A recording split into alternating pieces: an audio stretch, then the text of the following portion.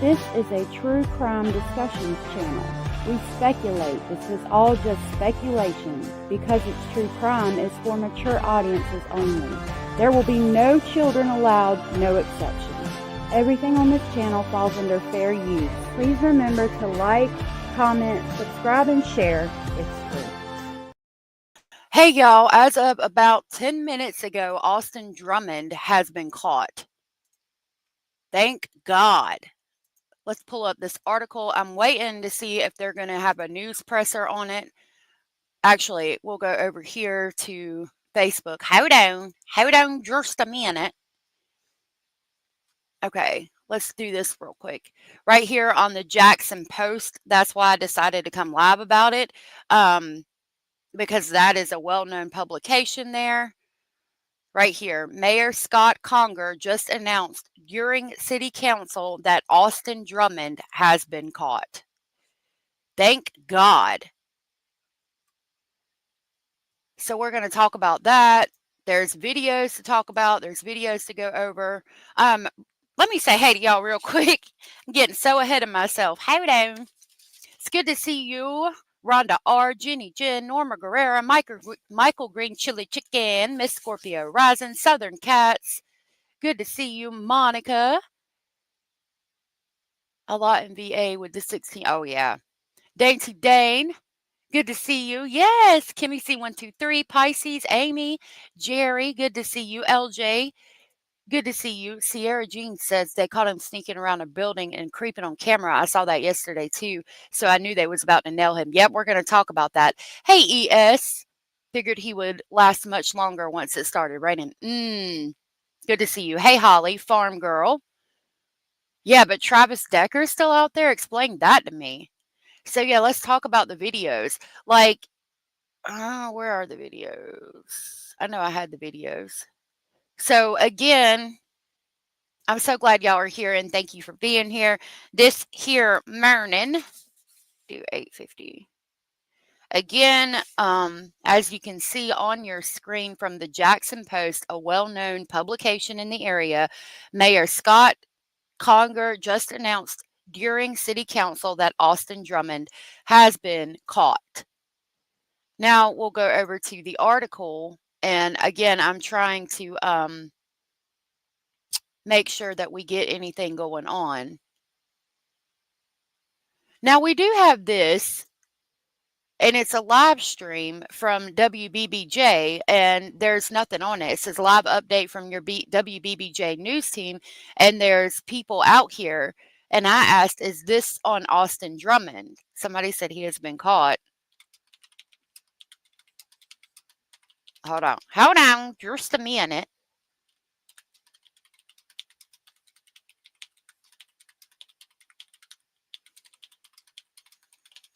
So I'm going to keep this pulled up and see what's going on here, because they're just showing traffic right now, and it doesn't tell me what they're going to talk about.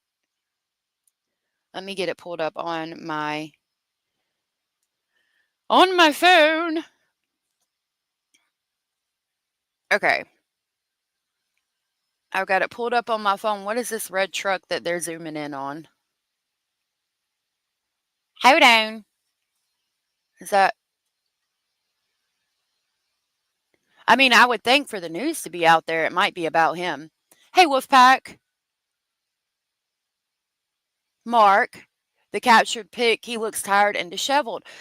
Where can you find that? Email it to me. Let me know where you found it at.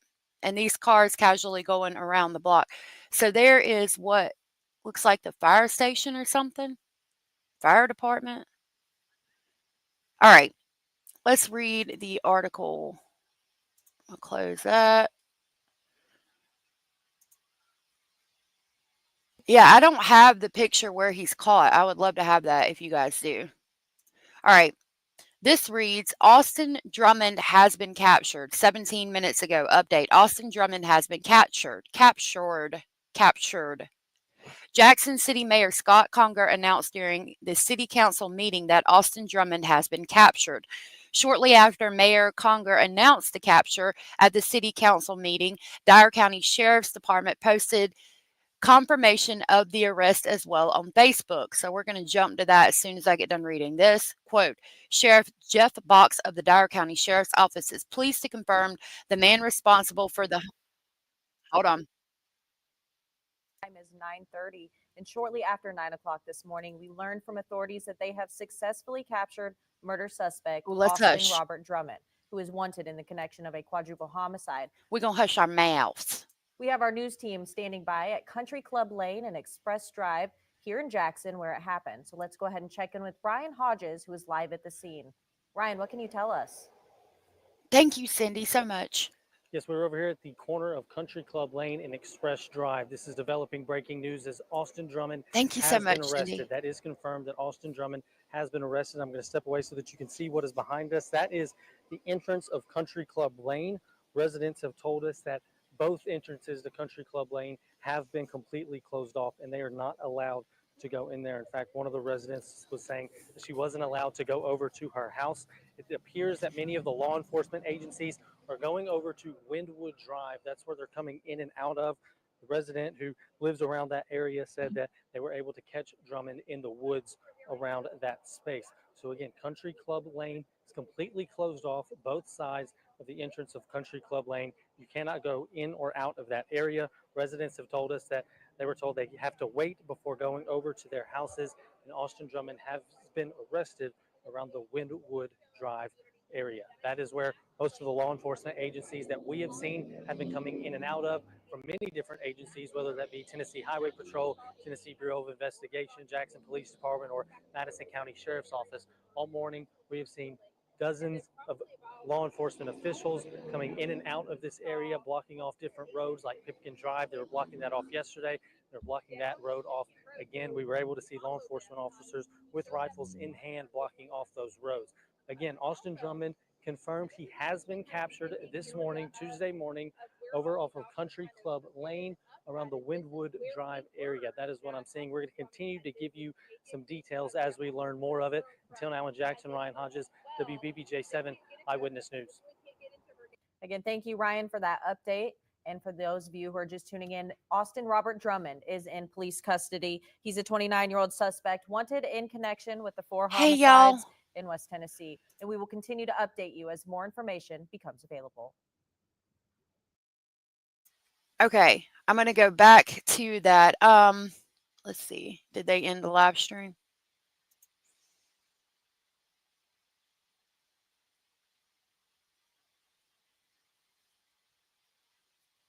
They might have it live, so I might leave it there. All right, we're going to jump over here to the Derrah County Sheriff's Office. Let me do this real quick. Miss Cindy from sunny South Florida, the sweetheart that she is, just gifted 5 speculation station memberships. Thank you so very much for that. I'm going to see if I can access this here live and see who they went to. Hold on just a minute. Yes, those went to Elena Lee, Miss E. Miss, Quit Chasing Amy, Christina, and Melmac. If you are here and you are aware that you were gifted from Miss Cindy from sunny South Florida, please tell her thank you. Thank you so much, Miss Cindy, and I will grab the crazy train to pick y'all up on the way to Speculation Station.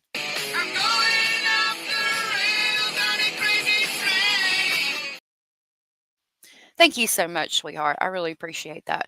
Okay, we are going to jump over here to the Derrah County Sheriff's Office. Hey, True Crime Snoopy. True Crime Snoopy, good to see you. Nice to meet you. Hey, Connie. Teresa. All right, Derrah County Sheriff's Office 19 minutes ago for immediate release.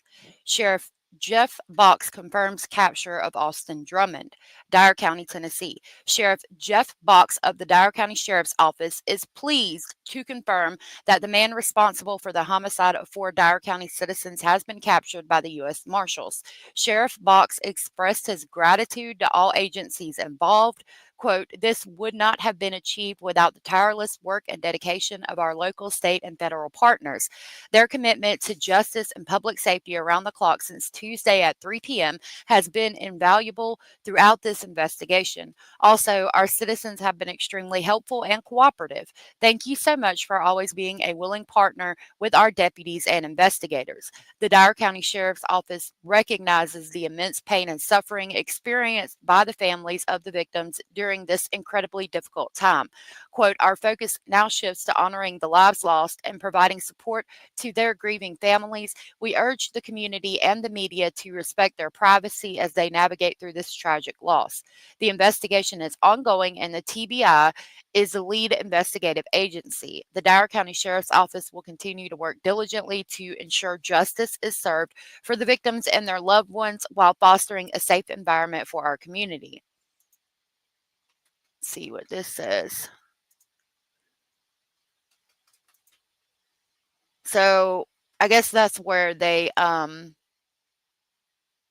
him, at 163 Bridle Path Drive in Jackson, Tennessee. He'll have clout no matter where he goes, but they got to keep him from them female COs. They damn sure do. Evidently, that boy's talk game is on point.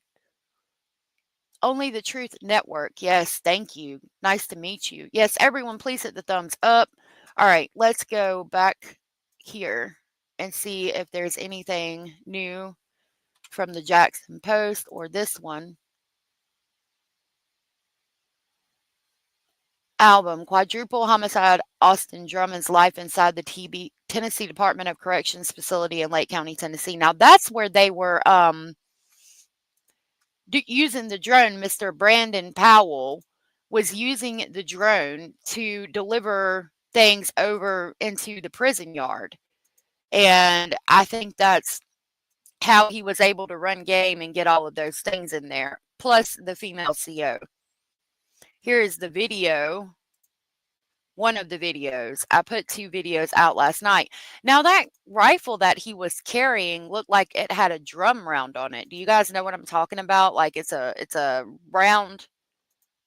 Right here, you can see, like, here's the rifle, obviously, but there's this big round thing. I was asking in my other video if it was a paintball gun, but with that big drum round, I thought that he was going to try to go out in a blaze of glory.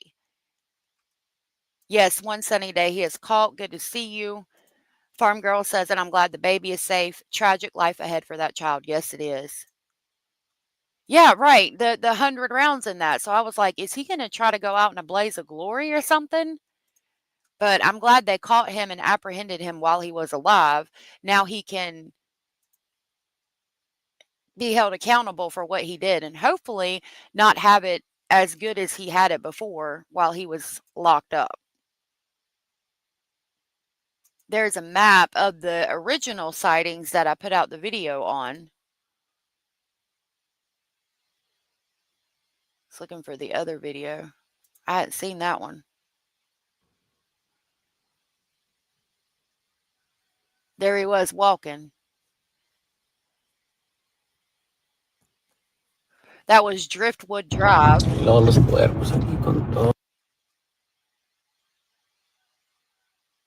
These are the ones that I had seen.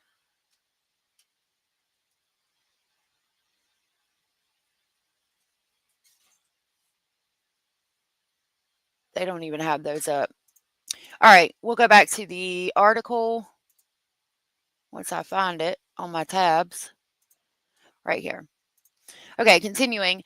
Sheriff Jeff Box of the Dyer County Sheriff's Office is pleased to confirm that the man responsible for the homicide of 4 Dyer County citizens has been captured by the U.S. Marshals. Sheriff Box expressed his gratitude to all agencies involved. Quote, this would not have been achieved without the tireless work and dedication of our local, state, and federal partners.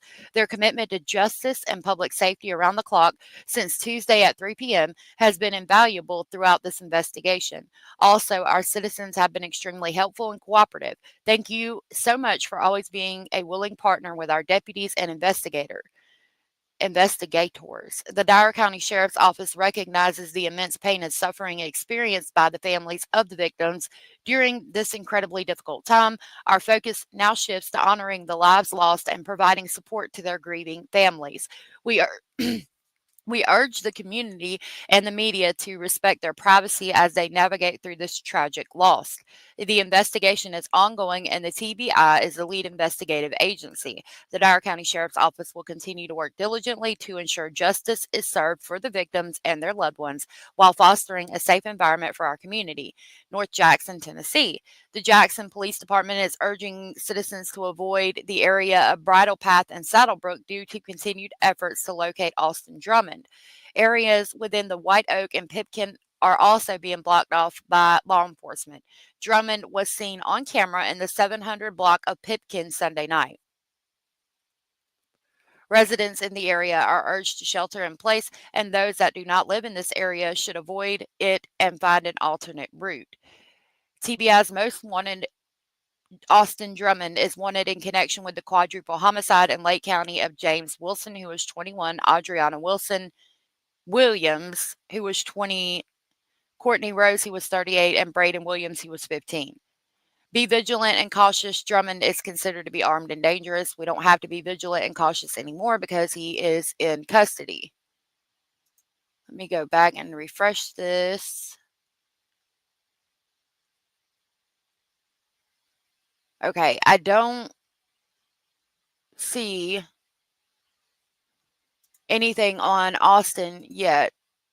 We'll go back over here to the live stream where they are stopping vehicles and things. There's no audio, but that's where he was caught at, and they're still live. Is it true that he was in the area where Caitlin lived? Been hearing that on other YouTube channels. I'm not sure. I don't know where she lives at, unfortunately. Hey, Edith, what's my email? Hold on.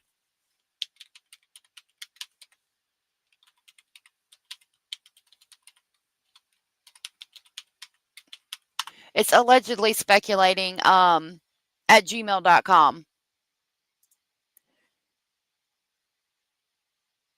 Yeah, he had it great in prison. He really did. And that pisses me off. All right, while we watch that, I'm going to keep looking for information and I will read to you what I find. I got an article from CNN, and I know y'all can't see it, but I figured y'all'd like to watch the police doing their thing. And since there's no audio, I'll read you the articles while you guys watch this. I just don't want to throw shade on just anybody in prison. I have lots of friends who have done time, but they aren't animals, you know. I've done time, not in prison, but in county, because I was young and stupid and about that life, I suppose. But I didn't have it nowhere near that good. And it's just ridiculous. But it makes me think about the Vice Lord gang ties. You know what I mean? In my opinion, says I believe Caitlin was in hiding. Have y'all seen them pictures where she appears to be pregnant, possibly with his child? And rumors on Facebook say they just got married. I don't know, y'all. It's freaking crazy. All right.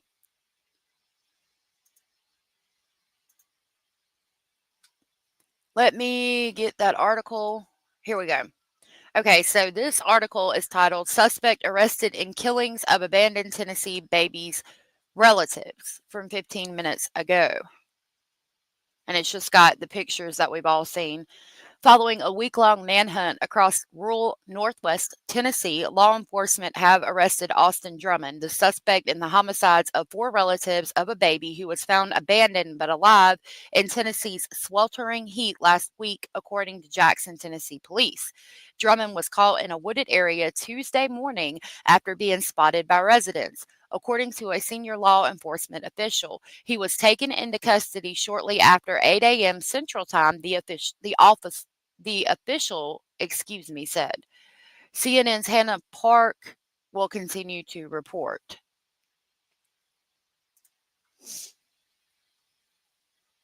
Ever Love Me, I'm so glad he was caught as well. True Crime Snoopy, I hope everything goes okay. So many rumors. Yeah, you don't know what to believe. Only the Truth Network.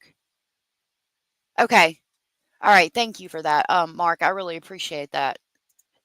Let me see what we got.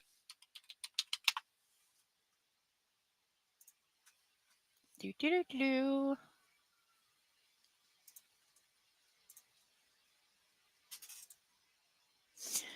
Hi. Oh shit, son. Oh shit, son.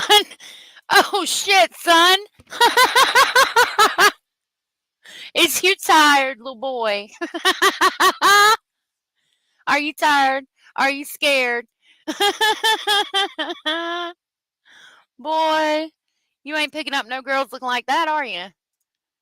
Looks like he's about ready to go in, wasn't he? Thank you so much for that, Mark. I really appreciate that. Carson looks like he got maced. I don't know. It's raining out here. I think it's a light drizzle everywhere. Wow. I need to put that on my thumbnail. Even Max said, oh God, that look, its face. It needs a honey bun. Poor baby. 28 looking like he's 50. Good Lord. Yeah, we are all speculating. Thank you. It's take him to jail, said Max. Take him to jail. Monica said he did get tased or maced. Good gracious. Sierra Jean said game over. There him is. My goodness. My goodness. Tased and confused. Yeah, I do believe he was wet, tired, and hungry. He'll be enjoying them damn bologna sandwiches. Them green bologna sandwiches. Tased and confused. He sure as hell was, wasn't he? Lord. Okay, so the WBBJ started playing in search of Doc Holliday. He does look like a wet rat, doesn't he? Yep.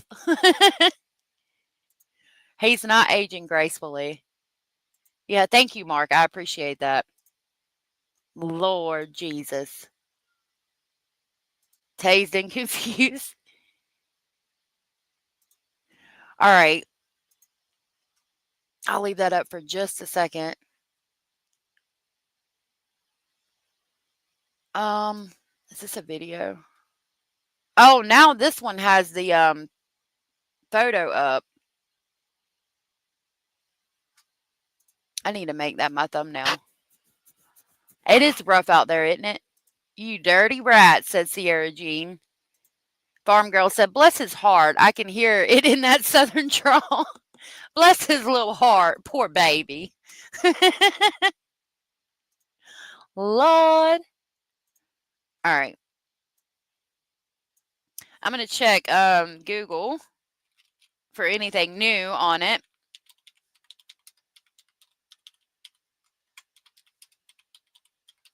Waiting for them to do a presser on it. Got stuff from 32 minutes ago and things like that. Let's go check Facebook.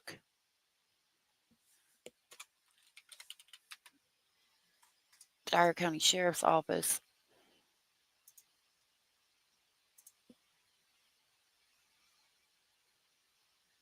Um,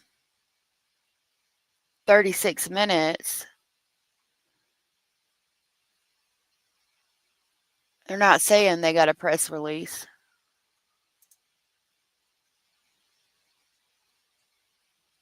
$11 Adderall, 6 Suboxone, and a stolen motorcycle. Lord. Okay, go back to this. While I look.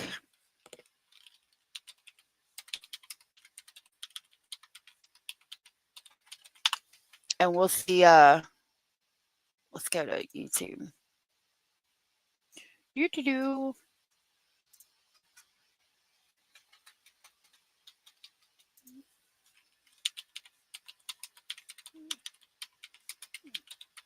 I've got news stories on other things, but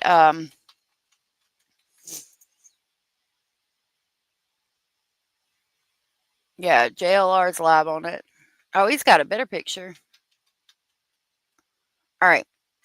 Let's see. Breaking news is first at 5 on your news leader. A massive manhunt is underway at this hour in Jackson, Tennessee for the man wanted. I need from 36 from like right now. Well, they made it seem like they had one. Okay, let me go back. Breaking news is first at 5 on your news leader. A massive manhunt is underway at this hour in Jackson, Tennessee for the man. Yes. And then our There we Desmond go. Nugent just was at the courthouse, I believe, yesterday for 2 of those other arrestees there, kind of in Northwest Tennessee. Those legal proceedings are going to end up being very separate from this Drummond case, which will now move into a new phase. Yeah. And while we're talking about charges and people connected, let's run through Drummond's charges, Yeah, what he's facing. absolutely. I'm going to back it up a little bit so that we can understand the full perspective of everything they're talking about. Okay. Into custody. I'm Kevin McDermott with Amon Cooper. Amon. Yeah, authorities in Jackson, Tennessee have now announced this morning that they have captured Drummond, ending a nearly week-long manhunt after a family of 4 was killed and a baby was left in someone's yard. We do have a crew en route to the scene right now to gather more details about this developing story that we're learning about in real time. Yes, this is certainly a case that has attracted a lot of interest, not just here in the Mid-South, but across the country. Here we've got a photo Thank you again, of Mark. Drummond now that we're showing. Yes, this is a look at the mugshot they were putting out there. Remember, this is a situation that kicked off just about a week ago with initially, you may remember, they found the baby on the lawn of someone's home down in the Jackson area, or closer to the Jackson area. Yes. They were trying to figure out what was going on, how that baby got there.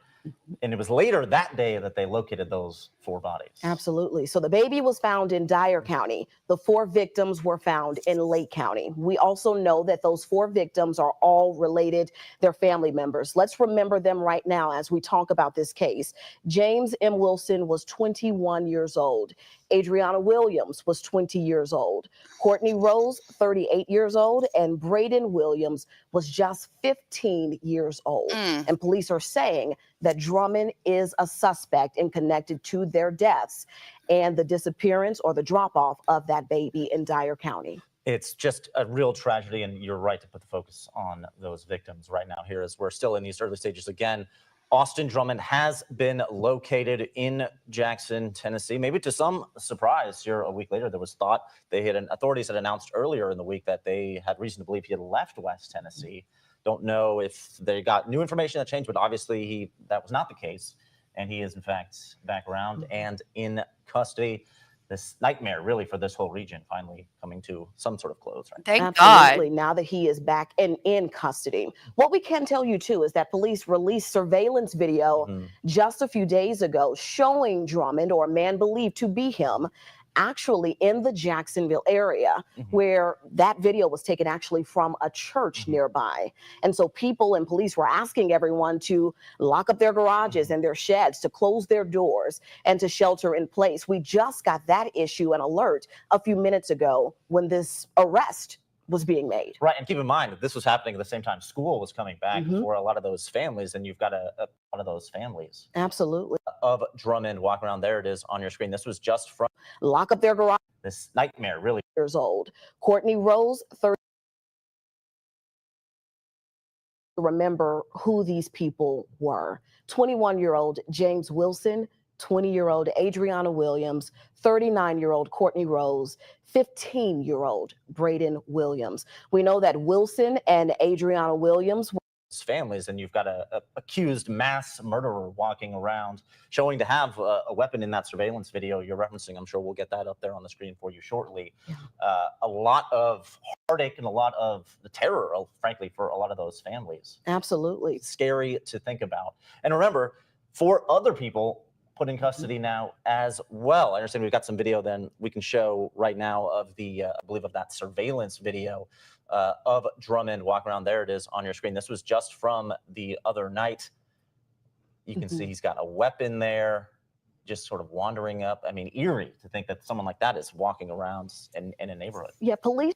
Okay, sorry, I lost audio again. Oh, okay, thank you, because I was just making a new thumbnail. Thank you for that. Told us that he was described with having a rifle. He had a brown backpack, that he was dressed in camouflage clothing, but that also this video, it's important to note, was time-stamped for Sunday. August 3rd of 2025 at around 11 o'clock that night. Again, this is video that came given to us by Jackson police, but it was actually from a nearby church in the area. Yeah, and again, as I said, they thought he was perhaps out of the area as this manhunt has gone on for several days, but clearly that was not the case. We had a huge law enforcement presence there in the Jackson area yesterday as well, looking for Drummond. There was some thought perhaps they had located him yesterday on Monday. They did not, but today, again, we can say accused quadruple killer Austin Drummond has been found, and he is in custody, really hopefully putting an end to this stage of the hunt for justice now, which really gets in earnest for that family. Yes, we still have a lot of ways to go within this investigation and within this case. But this, again, as Kevin is mentioning, is a very big first step. What we also can tell you is that we are still asking questions of police. We do have a crew on the way to the scene right now. The TBI is also preparing for a press conference that we will air in its entirety later on this afternoon. We do now have his arrest photo. So let's go ahead and take a look at that. This will give us a clearer picture of maybe the state he was in while he was arrested. This photo from the TBI of Austin Drummond. That is certainly an eerie thing to take a look at. There was certainly some wondering if he was going to be able to be taken alive, as we saw him walking around with that weapon, certainly primed for some kind of confrontation. But it's good news in terms of getting greater justice and maybe a little more clarity about what may have happened or occurred. That's really the ultimate question right now. You don't want to get too much into the speculation, but obviously when you have a quadruple murder, there's a lot of questions that are going to be asked as to how exactly that situation could come to play. I mean, we could talk about the history of Drummond that has been certainly out in the open, out in public. He was arrested previously as a teenager for an armed robbery back in 2013 when he was, again, just a teenager, was sentenced to about 12, 13 years in prison, got out after about a decade just last year. He'd only been a free man for, I don't know, maybe 10 months or so. And now this incident, it certainly raises a lot of questions about, you know, what rehabilitating was really going on. Yeah, and what really happened that sparked this whole thing to begin with? We have so many. He wasn't being rehabilitated at all. He was being pampered. He was being pampered. And not rehabilitated at all, because as we know, his boy Brandon Powell was flying drones over the prison yard and dropping it in mesh bags. And I honestly think, which we will talk about, that's what he was doing, and that's what he was doing at the jail that day. And I'm wondering if Caitlin's family saw too much, and that's why what happened. Unanswered questions that hopefully we'll find some clarity and some answers to in just a little bit as the investigation now enters into this new phase. What we also can say, too, is that we're working to learn how this arrest was made. We're not sure if a tip led up to this arrest. We're not sure if police just stumbled upon him, if someone called them to go and look at someone that was suspicious in the area. We're not sure of those details yet, but we do know that there was a $32,000 reward for his capture. We'll wait to get information to see if anybody will receive that, if it was a tip that brought investigators to Drummond. Yeah, certainly there's been a lot of interest in financial incentive as well to locate Drummond. But as we saw the massive SWAT and law enforcement presence throughout this week, there was certainly a lot of resources on display and being put to capturing Drummond. But there are 4 other people who were now in jail and have been arrested, accused of helping Drummond avoid capture. 4 different people who are accused to be accessories after the fact, as the terminology goes. They are Tanaka Brown, Giovante Thomas, Brandon Powell, and Derrah Sanders. Now, Thomas is in the Madison County Jail, unrelated charge. You're seeing them now on your screen. Of course, Drummond on the left. Thomas in the Madison County Jail on an unrelated charge. He'll be transferred to the Lake County Jail. He and Powell will be in court on Thursday. Sanders is also being charged with accessory after the fact. Now, Brandon technically was charged with the pound of marijuana and all of the things that were giving him the ability to drop the substances in the prison yard, the drones with the blacked out lights, the mesh bags, and all that, which again makes me think that that's how he was living it up in prison. As we saw on his Facebook, as soon as he got out, that boy was at his house. And that's what makes me think that there's a lot more ties to this Vice Lords gang than we originally thought.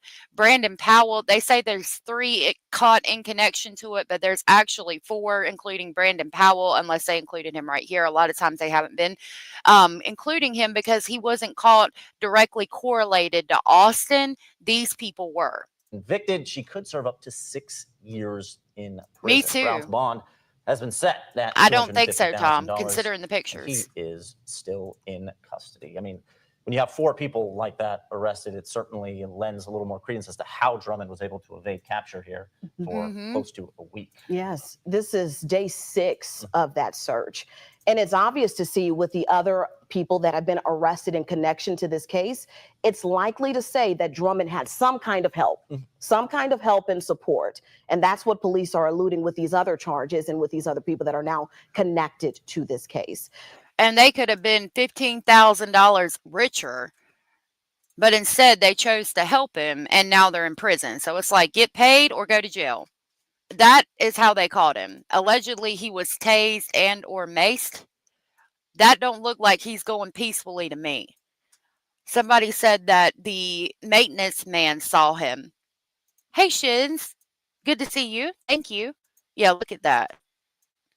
I'd like to see him get them girls looking like that. Look at you. Look at you.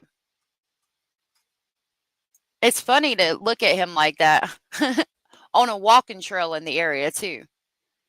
Looking tased and confused. But keep in mind, this man ruthlessly committed the homicide of 4 people who could be related to him if Caitlin Speed is with his child. The baby he dropped off in the front yard is I would think, cousins to his child. Like his child's cousin, he dropped off in a front yard during a heat wave, and he murdered the entire close-knit family that's related to that child. This man doesn't give a shit about anything or anyone.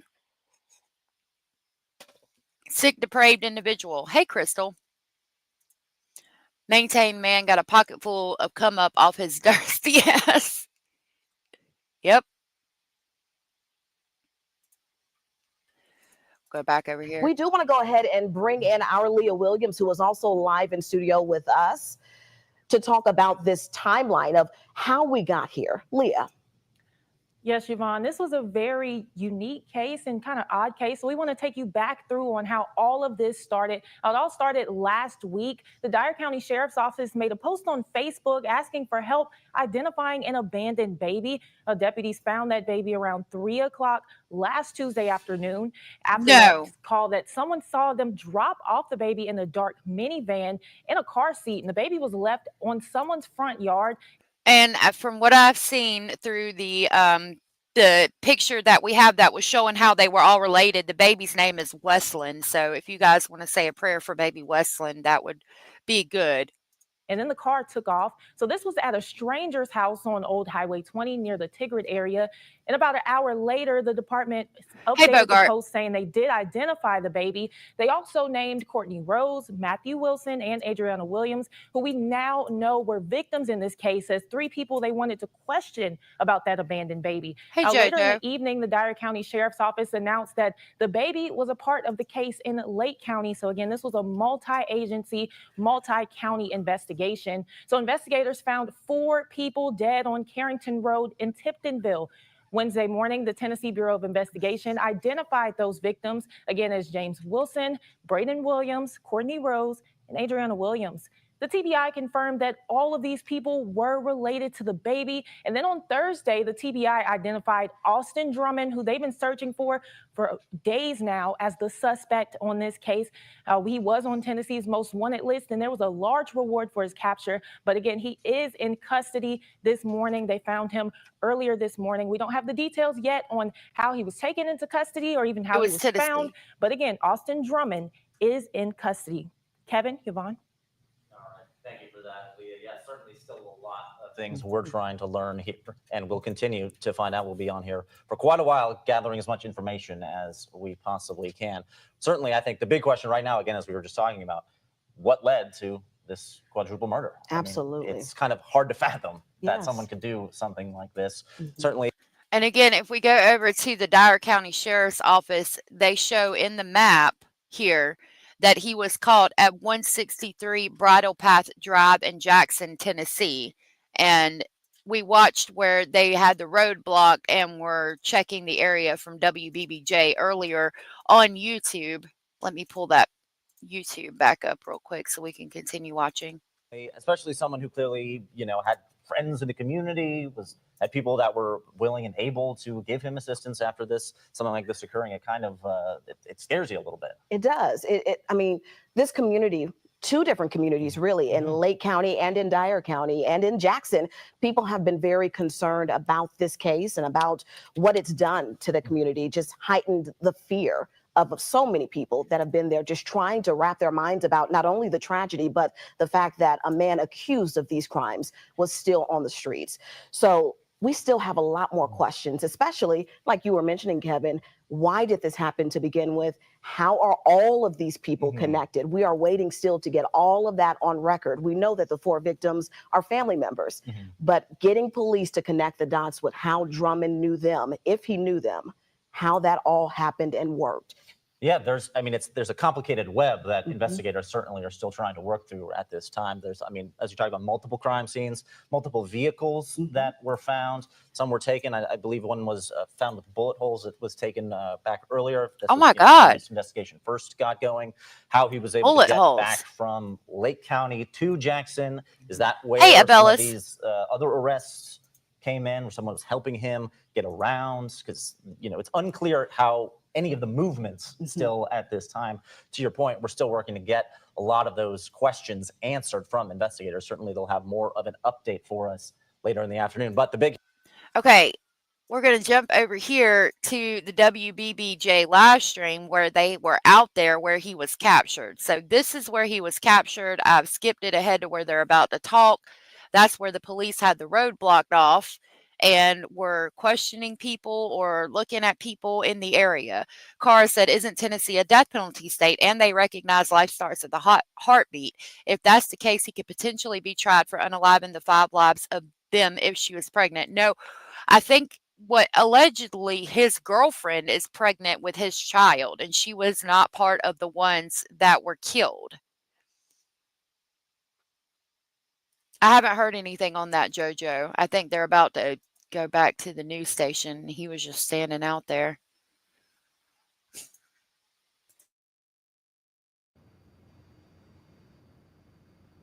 Hello, everyone. We want to alert you of breaking news at this hour. The time is 9:30, and shortly after 9 o'clock this morning, we learned from authorities that they have successfully captured murder suspect Austin Robert Drummond, who is wanted in the connection of a quadruple homicide. We have our news team standing by at Country Club Lane and Express Drive here in Jackson where it happened. So let's go ahead and check in with Brian Hodges, who is live at the scene. Brian, what can you tell us? Yes, we're over here at the corner of Country Club Lane and Express Drive. This is developing breaking news as Austin Drummond has been arrested. That is confirmed that Austin Drummond has been arrested. I'm going to step away so that you can see what is behind us. That is the entrance of Country Club Lane.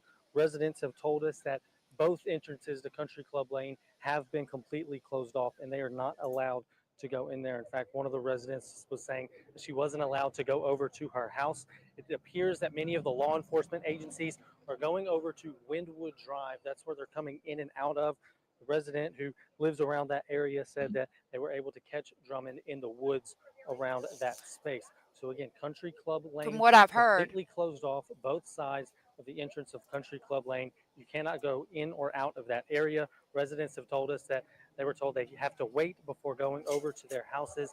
And Austin Drummond has been arrested around the Windwood Drive area. That is where most of the law enforcement agencies that we have seen have been coming in and out of from many different agencies, whether that be Tennessee Highway Patrol, Tennessee Bureau of Investigation, Jackson Police Department, or Madison County Sheriff's Office. All morning, we have seen dozens of law enforcement officials coming in and out of this area, blocking off different roads like Pipkin Drive. They were blocking that off yesterday.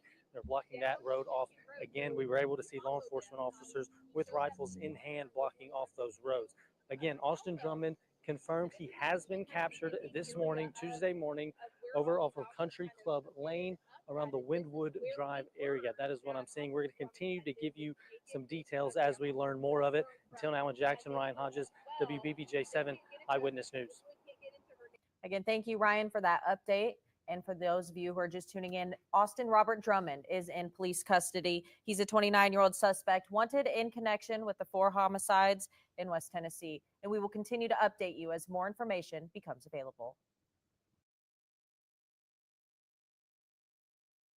Now we'll jump back over to this live stream.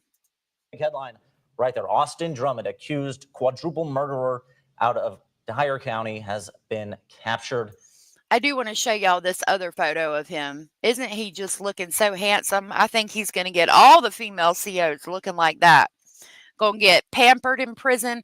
Again, the reason I think that he's not afraid to go back is because of how pampered he was in prison. And we talked extensively about that.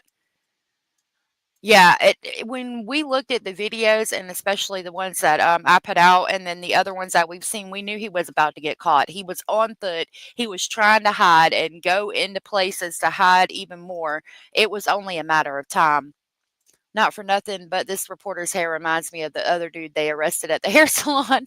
He did look really young. Hey, Blue Jay and everybody coming in. Isn't that it? He's just going to get all the girls and all the things and all, oh, yeah. Mm-hmm. Sure is looking like that. And like this. He looks like a tired, wore out person right there, doesn't he? And he is in custody. You can see that photo right there. Certainly looks like he was someone that was perhaps living out in the woods out there. I don't know. Don't want to speculate too much. But the good news is he is no longer literally walking the streets, through dead of night. Absolutely. This is a photo from the TBI. This is the most recent photo that we have received this morning after the arrest and capture of Austin Drummond. But again, this story has just really paralleled and spanned so many neighborhoods, so many communities, so many people and families that have been on edge, waiting for police to make an arrest in a person they believed is connected to that quadruple homicide and the abandoned baby. All right. I can't believe he was captured alive with that firearm he was carrying either. Hey, smartass patriot. Because he had a drum round on that thing, and I really did think he was going to go out in a blaze of glory. Our crew that has been en route to the scene, they'll be there in about 15 to 20 minutes. We've just been told by our Hopefully producers. not. And so it'll be a good idea for us to see the scene from their point of view and from their perspective. We know that a lot of law enforcement right now are in Jackson, presumably where that arrest took place or nearby it. I mean, just seeing some of the photos that are coming out from investigators about the amount of police officers, the amounts of vehicles that they have on the scene, they've certainly left no stone unturned trying to locate Drummond and where he is. We're thankful for that. But again, we do have a reporter, at actually several that are going to be out there. We'll have a lot more coverage on this throughout the day. But right now, we do know Austin Drummond has been captured. Hopefully, when you get him in custody like that, you'll be able to get some information from him as to what exactly led to this series of events that has kind of shocked the nation a little bit. It's been a national story. Anytime you have a crime that this gruesome, and then you've got the baby element as well. That was kind of the thing that topped it all off. There was a baby that we don't know how exactly, was this happened before? Did this happen after? Did he have the baby and have to get rid of it? Or, I don't want to speculate, but he is those a are the coward. questions that investigators are certainly going to be able to piece together a little bit better right now. We're thankful the baby was okay. Yes, I think absolutely. And the only information we have right now, just so that you all are clear on that, was that the baby was found in Lake County. The alleged Yeah. crime. Let's take a look at those other. I think the jail needs to be audited too. I'm going to kind of skip ahead to where they go out. It looked like there was a map on there real quick about the other people they captured. There are 4 people. 29-year-old Tanaka Brown, Giovante Thomas, 29 years old. Hey, Super. And both of those people were arrested didn't and either. charged with accessory after the fact to first-degree murder. And the other individuals that were charged are Derrah Sanders and Brandon Powell. Powell is charged with possession of Schedule 6 drugs and criminal conspiracy, while Sanders is charged with accessory after the fact to first-degree murder. Kind of scary to think about. You'd hope maybe they didn't quite realize what exactly they were getting into. I certainly, what their relationship, don't know his relationship to those people, for one thing. Maybe how? I think that they're part of the vice lords. What is this map? Harrington Road in Tiptonville. We're saying these names again. 21-year-old James Wilson, 20-year-old Adriana Williams, 38-year-old Courtney Rose, 15-year-old Braden Williams, and that all one family. Courtney Rose, actually the grandma there of the baby that was found. Braden Williams, I believe her nephew, and then Wilson and Williams were speculated to be in a relationship there. It's just heartbreaking to think about like this. Yeah, it is. And just know, especially you could see on the graphic that was on your screen, this was a very complicated, wide investigation that involved multiple agencies in Lake County, Dyer County, the TBI, and the FBI. All were helping to figure this out, to solve this, and even Jackson Police as well. Yeah. So you have 5 or 6 different agencies that were working to. If I had to guess, I would say Caitlin probably wasn't involved because I would think that the police were watching her very closely. All right, we're going to go to where they are. Oh, we got a video of Miss Tanaka real quick, and then we'll go to where they're out on scene. In court yesterday. 2 more of them will be in court there. Hey, on Mama, Thursday. and We've Westside. got some footage there in the Westside. scene. I believe that looks like Derrah Sanders there in court yesterday. She's orange jumpsuit there. What people are saying. Again, facing potentially up to 6 years in jail if convicted of this crime, assisting Drummond after the fact. We don't know. It hasn't been said to this point what exactly any of these 4 people were alleged to have done to help Drummond in his escape. Did they give him, allow them to stay with him? Did they give him a car ride somewhere? Any kind of things like that would certainly fall under the purview, but we don't know yet at this time. They haven't really been saying. Those are the kinds of facts that we'll get a little more information on. Absolutely. Right in Country Club Lane area in Jackson, Tennessee. now. Is in custody. Desmond, do we have you?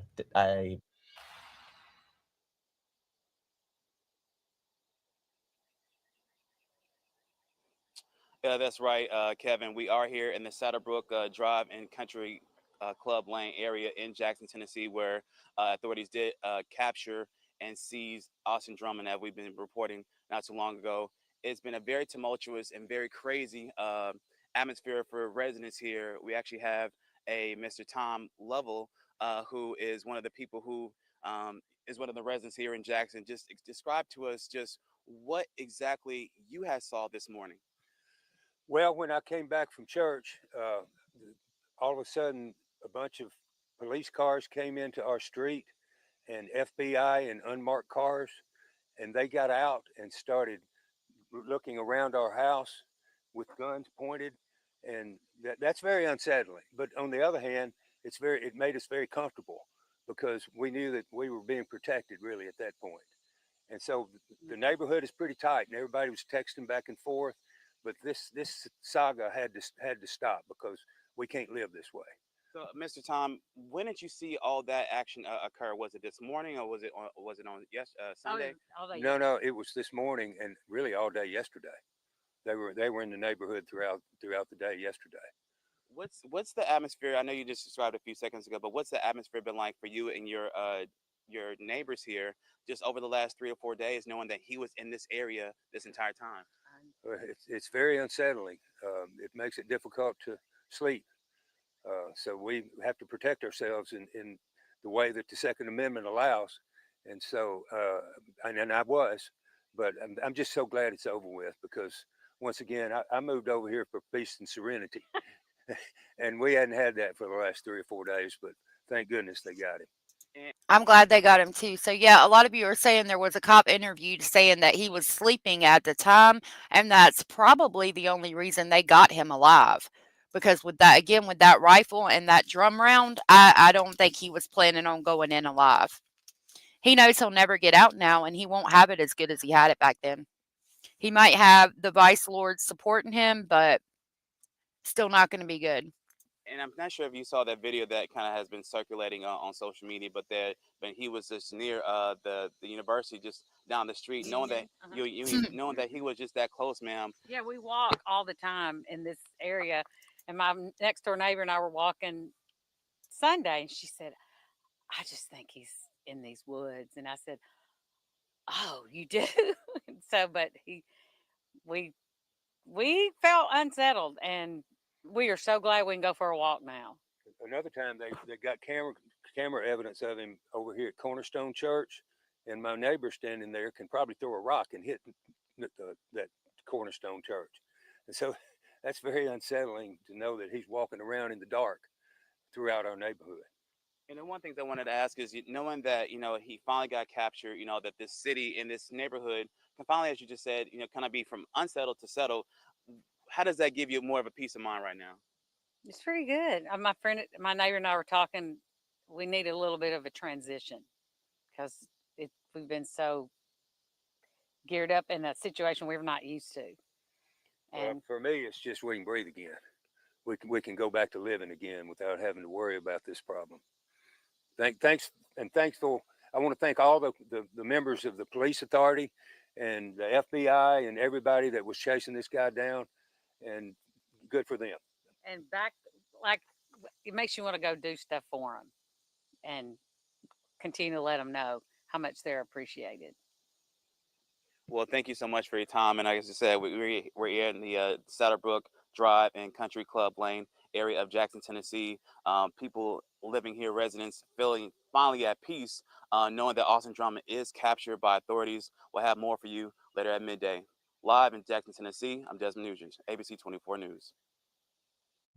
Desmond, thank you so much. We really appreciate that update. It was good insight to hear from them, but a scary morning for them. Can you imagine just seeing rifles and men in your front yard? That is crazy to think about. This whole incident has just been complete chaos for that Jackson community. The fear, the terror, you don't know, especially some of that surveillance video that we've been talking about. Seeing Drummond, he could be nearby. He's in there. He's walking by a church. I mean, you can imagine certainly the feeling of relief that they now are feeling, and we're happy for that family. Thank you for that interview, Desmond. Yeah. A few things that they mentioned there too, just feeling unsettled, that they had a hard time sleeping, that they're glad it's over with, that they're just glad it's done. They can breathe again. Yeah, that's certainly a feeling that is understandable when you're dealing with this national news story, a quadruple accused killer just walking around steps from where your home is. Kind of terrifying. I certainly wouldn't be able to. I'm going to go ahead to I feel happy where they're on scene again.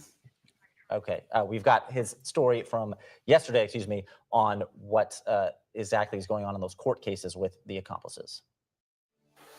Lake County District Attorney Danny Goodman tells me Derrah Sanders and Brandon Powell are the two new suspects named with helping Austin Drummond. He tells me this just goes to show that Drummond is well connected.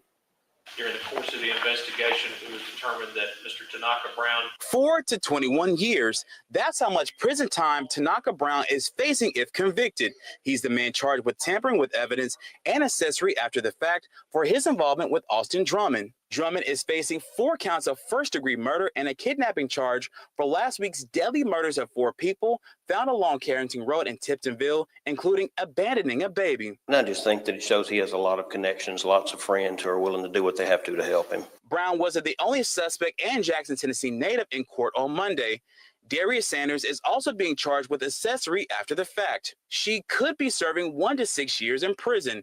Goodman says authorities named her as a suspect early Monday morning. I think was placed in custody probably somewhere around 5 a.m. And the only information I can give at this time is that she's gave some assistance afterwards. Brandon Oh my Powell is the gosh. other new suspect Goodman mentioned after Monday's hearing for Sanders and Brown. Thank you so much for the $9.99, Amy. I really appreciate that. That was so very sweet and supportive of you. Thank you so very much. That was amazing. Thank you. I really appreciate that, sweetheart. That was so sweet. Yes, he is caught, and we're about to actually jump over here. And this is the location of Austin Drummond's arrest. Is 15 Windwood Hills. See, there's a mailbox right there. And that is where that picture was taken. Looking so beautiful there, ain't you, dude? Bet you're going to get all the COs now. And if she is pregnant by him, that baby's going to grow up but without extended family and without a daddy, because he's going to prison for life if they don't put him to death. Powell is being charged with possession of Schedule 6 drugs and criminal conspiracy. Both Sanders and Brown have a $250,000 bond. It's for the safety of the community. Giovante Thomas is looking at similar charges as Brown and Sanders, accessory after the fact. He will be transferred from the Madison County Jail on an unrelated charge to the Lake County Jail, where he will be in court August 7th. Powell will also be in court on August 7th. Brown is expected to return here at Lake County District Court for a source hearing on August 14th. In Tiptonville, I'm Desmond Nugent, ABC 24 News. All great info there from Desmond. One thing that we still are learning or trying to find out is what exactly the assistance provided was to Drummond by those 4 individuals. Is that? And as you guys just pointed out, he wasn't camo, and he's not now. So somebody else might be providing more assistance to him. Include them staying with him? Does that include driving him around, getting him food? We don't know at this point. They've been pretty tight-lipped about giving out any information, as was still an active investigation looking for him. It'll be interesting to see if they give a little more clarity as to what exactly that assistance was. Right, because we know they're connected, like you mentioned. We just don't know how, in what way or in what manner they're connected. Right, and there's cars involved. There's just a lot of unanswered questions still at this. So yeah, I've got a couple of pictures of her. There's one. I mean, you tell me what kind of photo that is.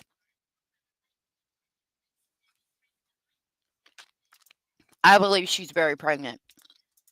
This time, as we kind of start this new chapter, this new legal chapter of this unfortunate, horrible tragedy that has left 4 people dead there in Tiptonville. That's, again, the important thing is those victims. And it's sad to think about something like this just tearing that family apart for forever. Yeah, it really is. Those 4 people that we just mentioned that are being charged as accessories to this crime are just. Kevin and Yvonne just got done speaking to a couple just a few minutes ago who actually knew or have actually seen Austin Drummond as a child, but then also there was a neighbor who they said that. I'm gonna back it up a little bit.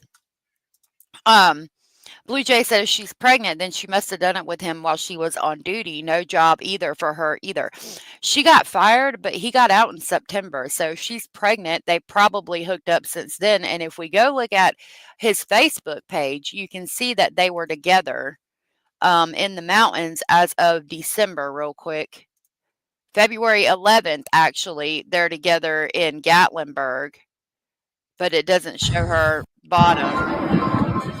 And that was, I think some of those were from December 28th, where he was with her.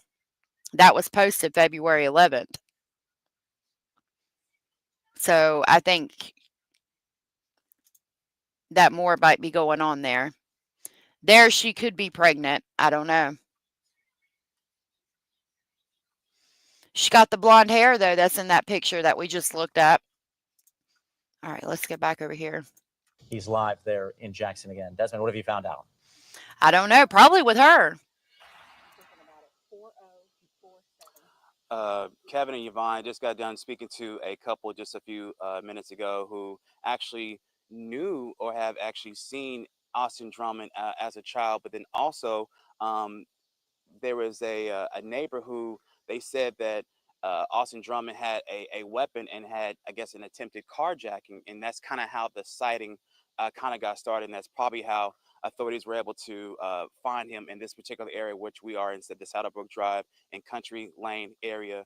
And so they were just telling me that they feel more at peace now. They feel not as unsettled as they were the last couple of days. And they talked about how it's just been very trying to not be able to go anywhere, not to be able to feel safe or getting out of their home.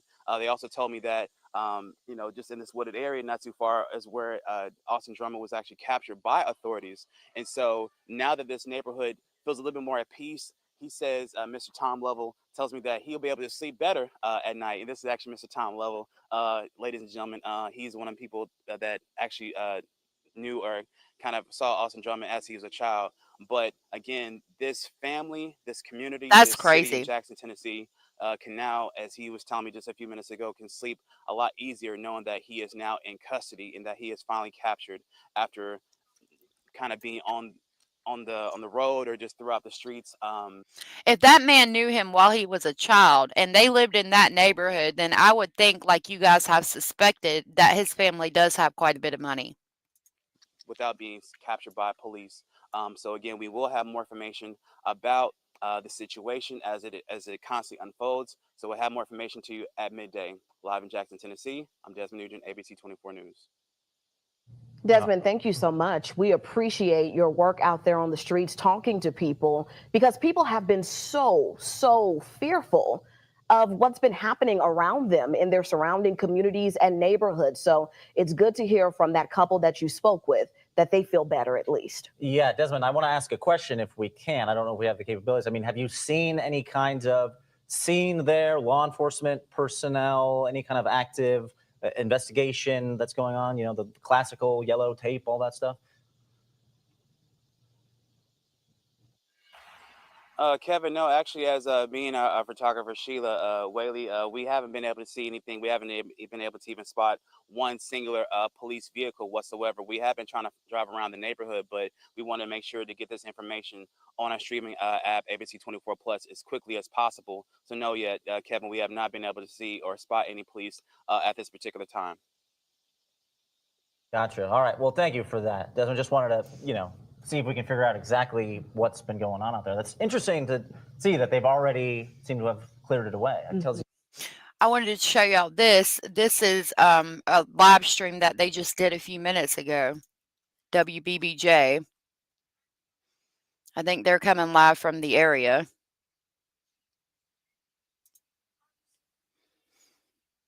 They don't appear to be doing anything. I guess they were looking for the police to come out.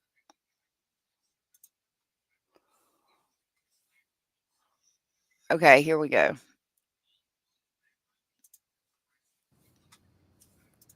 Hello, West Tennessee. We want to alert you of breaking news at this hour. The time is 10 o'clock, and authorities have successfully apprehended Austin Robert Drummond, the man in connection with the deaths of James Wilson, Adriana Williams, Courtney Rose, and Braden Williams, whose bodies were found July 29th in Tiptonville in Lake County.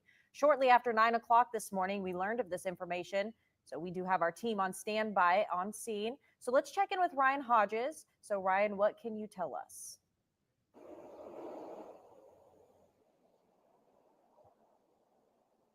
Yeah, Emily, we are over here just off of Country Club Lane, which has opened back up.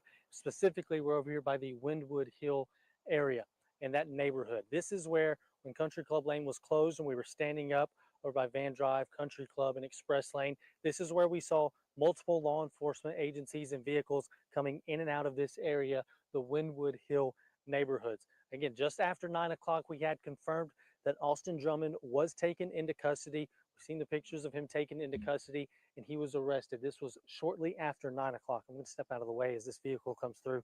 Austin Drummond arrested. Confirmation shortly after 9 o'clock. Again, we're just off of Country Club Lane. It is open back up. The Windwood Hill neighborhood, to be specific, is where all the law enforcement agencies have been coming in and out of for the past hour or so due to this situation. We're going to be learning some more information throughout the day about exactly how it came through, who contacted the authorities, how they found out where he was, everything that led up to the arrest. But until then, we're just going to stay in the area and learn as much as we can and bring you that information as we get it. Once again, Country Club Lane is reopened. This is the area where Austin Drummond was taken into custody early Tuesday morning. Got the confirmation just after 9 o'clock in the Wynwood Hills neighborhood area. We're going to continue to keep you informed throughout the day. Meanwhile, in Jackson, Ryan Hodges, WBBJ 7 Eyewitness News. And thank you, Ryan, for that live update on scene. Again, Austin Robert Drummond is in police custody. The arrest took place in Jackson this morning following an intense manhunt led by the Tennessee Bureau of Investigation, among other surrounding agencies. Right now, we don't know all of the details, but be sure to stay with us on air. Yeah, no doubt. As we continue to update you as more information becomes available. Okay. Mama Sleuth said, look at him. He's like, no, you wouldn't have caught me. I gave myself up. Yeah. Oh, yeah, of course. No, you wouldn't have caught me. Absolutely not. I don't think they would have, though, with that drum round that he had. I think that is charged with 4 counts of first-degree murder, 1 he count would have of fought. It's multiple crime scenes, multiple cars, a lot unknown. multiple victims. Multiple victims. That's right. There's a baby. Fortunately, the baby was okay, but now the capture of Drummond is going to raise a lot more questions and create a lot more scenes of investigation now as they try and pin down his exact whereabouts over the past week. That one of many questions we're still trying to figure out here, and we'll be able to get more information now that Drummond is in custody. He has been taken alive, and again, with that drum round he had on that rifle, I'm very surprised they got him alive. I do think that it was because he was sleeping. That's a good question, Sandra. Sandra said, does he know who reported him, and will that person who knows him split the $15,000 with him on commissary? Good question. Hey, Eddie. It's crazy how they can find a suspect in Tennessee, but they couldn't find a 15-year-old runaway. I know, make that make sense. Mark, thank you so much for gifting a membership. That was so very sweet and supportive of you, and I really appreciate that. I'm going to try to see if I can see who that went to. Hold on. That went to Wendy McCleary. Wendy McCleary, if you're here and you are aware that Mark gifted you, please tell Mark thank you. Thank you so much, Mark. And I'll grab the crazy train to pick you up on the way to Speculation Station.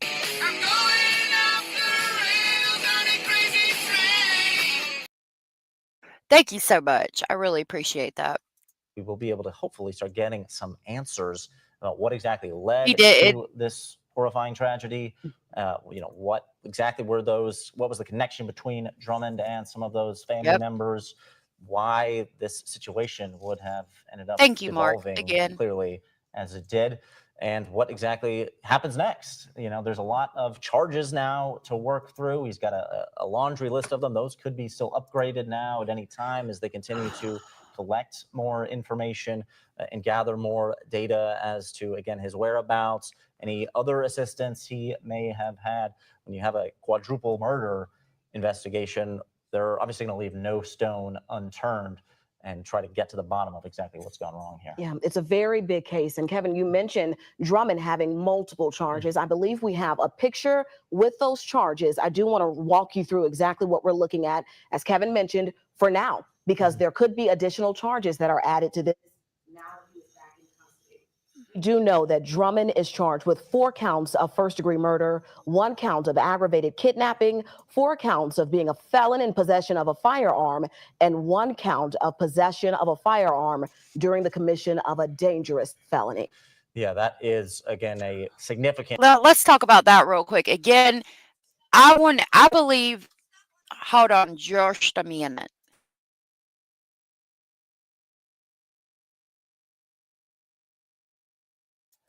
Miss Scorpio Rising, thank you for gifting a membership. That was so very sweet and supportive of you, and I really appreciate that. That went to Mars Bar 82. Mars Bar, if you're here and you are aware Miss Scorpio gifted you, thank you again, Miss Scorpio Amy. Please tell Miss Scorpio thank you, and I'll grab the crazy train to pick you up on the way to Speculation Station.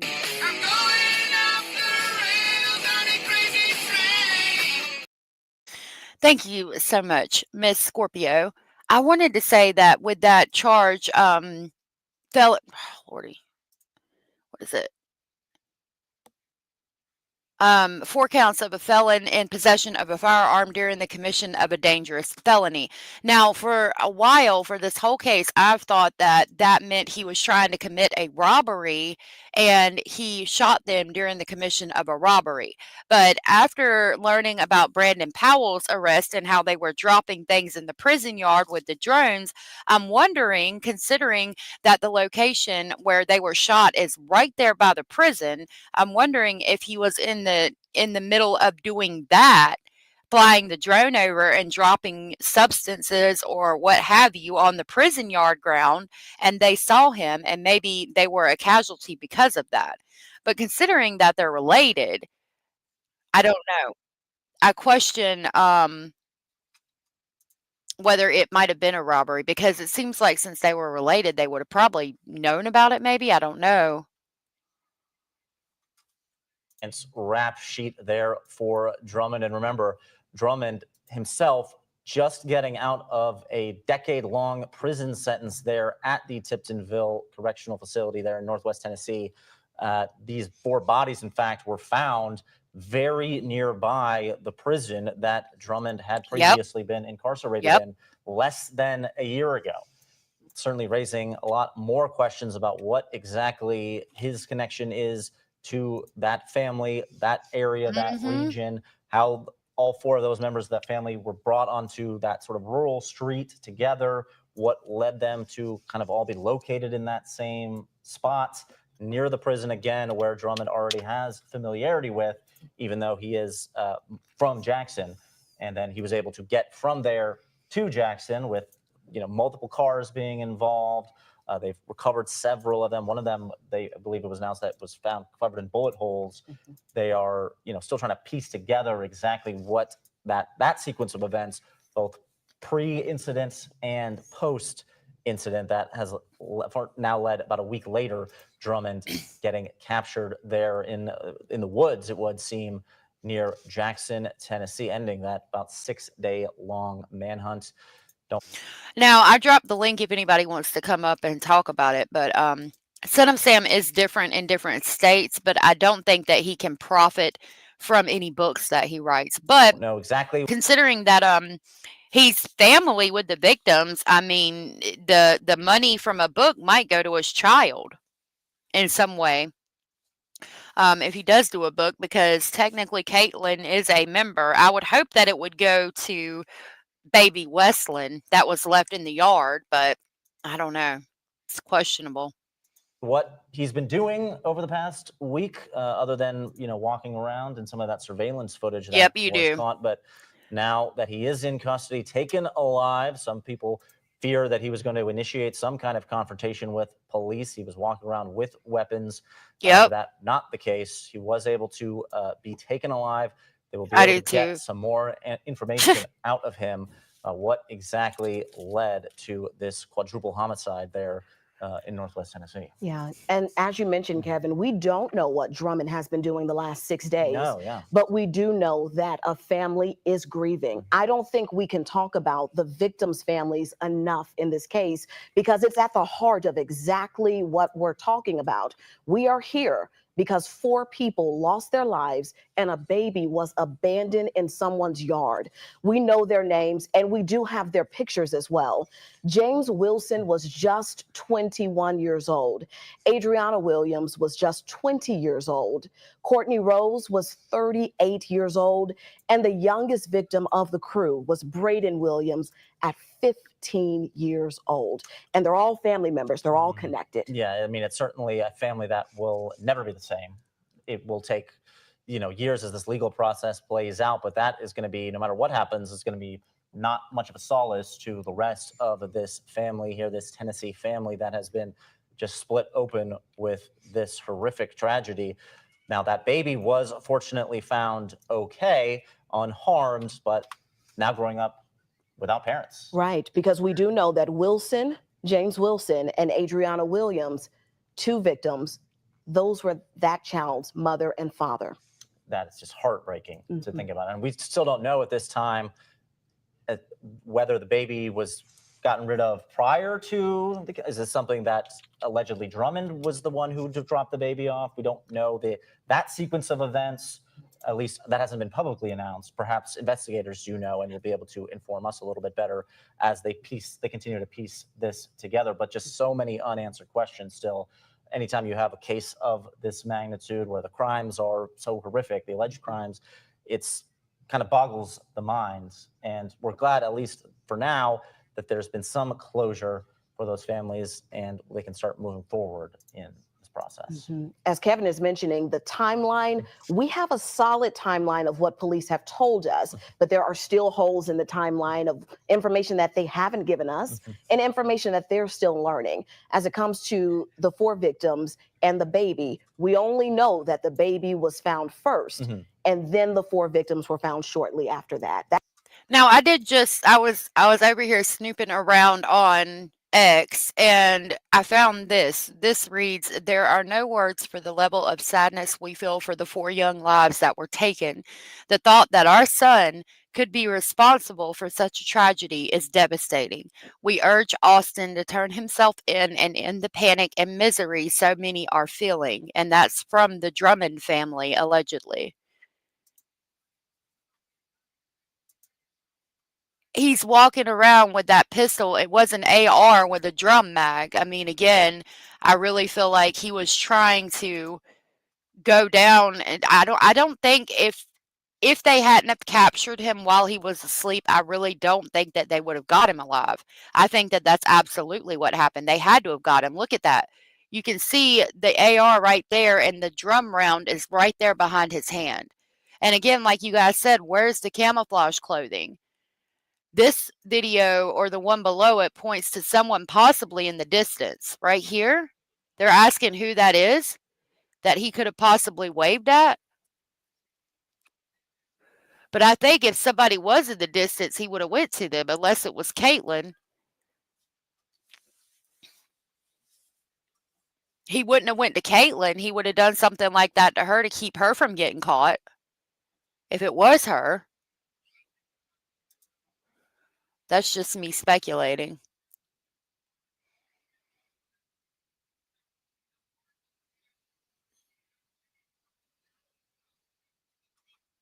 So that's what I found so far on that.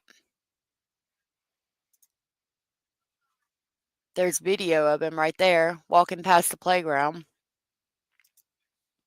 I mean, not video, but a picture from a Ring doorbell cam. It does look like he's waving at somebody there, doesn't it?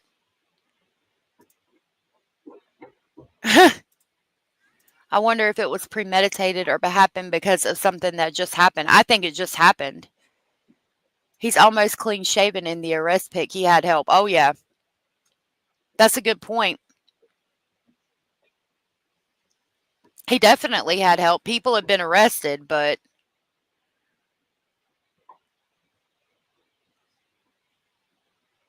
it did look like he waved at that person.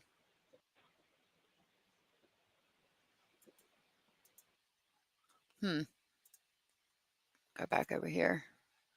Interesting. Talking about the arrest pic, yeah, he's pretty much clean shaven there, yeah. And those other people did get arrested for helping, but I don't know what's going on so far now. We do know that he is in custody. We don't know if someone may have reported a tip, because there was a very large reward for information leading to his arrest. That reward was $32,000. It started with just $2,500 and was up to $32,000. So we don't know if it was That's a what tip. it looked We like. don't know if he may have just been a suspicious person someone saw in the area. So still so many questions in this case, but we do know he is tied to that abandoned baby and those 4 people that were found dead in Lake County. So again, here's the map. Here's Memphis. Here's Dyer County, where the infant was dropped off. And here is Lake County, where the 4 bodies were found. We don't know his ties to Lake County or Dyer County, except for the fact that he was in jail in Lake County. And on Carrington Road, where the bodies were found, it was right down the street from the jail where he was in custody at. So we don't know if there's a connection there. Still so many questions in this case, but a multi-county case, a multi-county investigation. So still a lot of questions. And we're going to try to keep getting those answers for you, but this case could take a long time for investigators to comb out. They may even have that information. So as soon as we keep learning more from investigators and from law enforcement, of course, we'll bring you that information. I don't have a way to call in, but you can come up on StreamYard and I can keep your camera off. Morning long and for the last several weeks as well. Thank you for continuing to stay with us. I'm Ruben Diaz. We're going to continue our coverage, our extended coverage of this breaking news story that we've been following all morning long. A story that people have been following not just here in the state, but nationwide, as Austin Drummond has now been caught. You may remember that he was on Tennessee's most wanted list. There were several supposed sightings of him in the area. Yesterday, there were confirmation that there were some sightings in the area of him as well. And then today, again, a sighting that eventually did lead to his arrest. Today, he is finally in custody at this point in time. So we can tell you right now that what we're trying to do is make sure that we get you the most accurate and up-to-date information at this point in time while we continue to follow this story as it continues to develop. Again, with these breaking news stories, you're getting information as much as you can, as quickly as you can during that point in process. Okay, so what we'll tell you, let's reset everything that's happened. Again, Austin Drummond has now been caught. He was caught in Jackson, Tennessee. There is the latest picture of Drummond as he was captured by the TBI and by marshals and by authorities and officials who were searching for. And we also have this picture as well.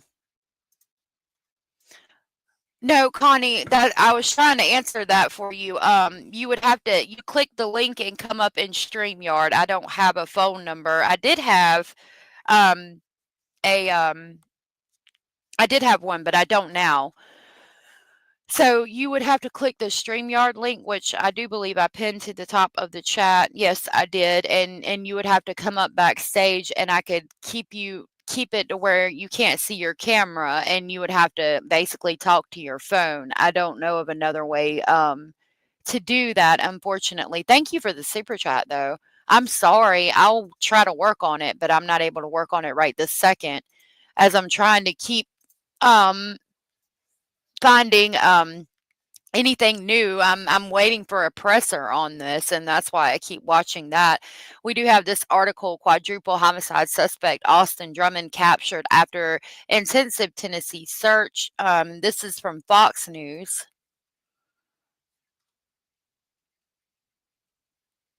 Hopefully there's power in the word no. No. Hold on. Hold on just a minute. To enroll.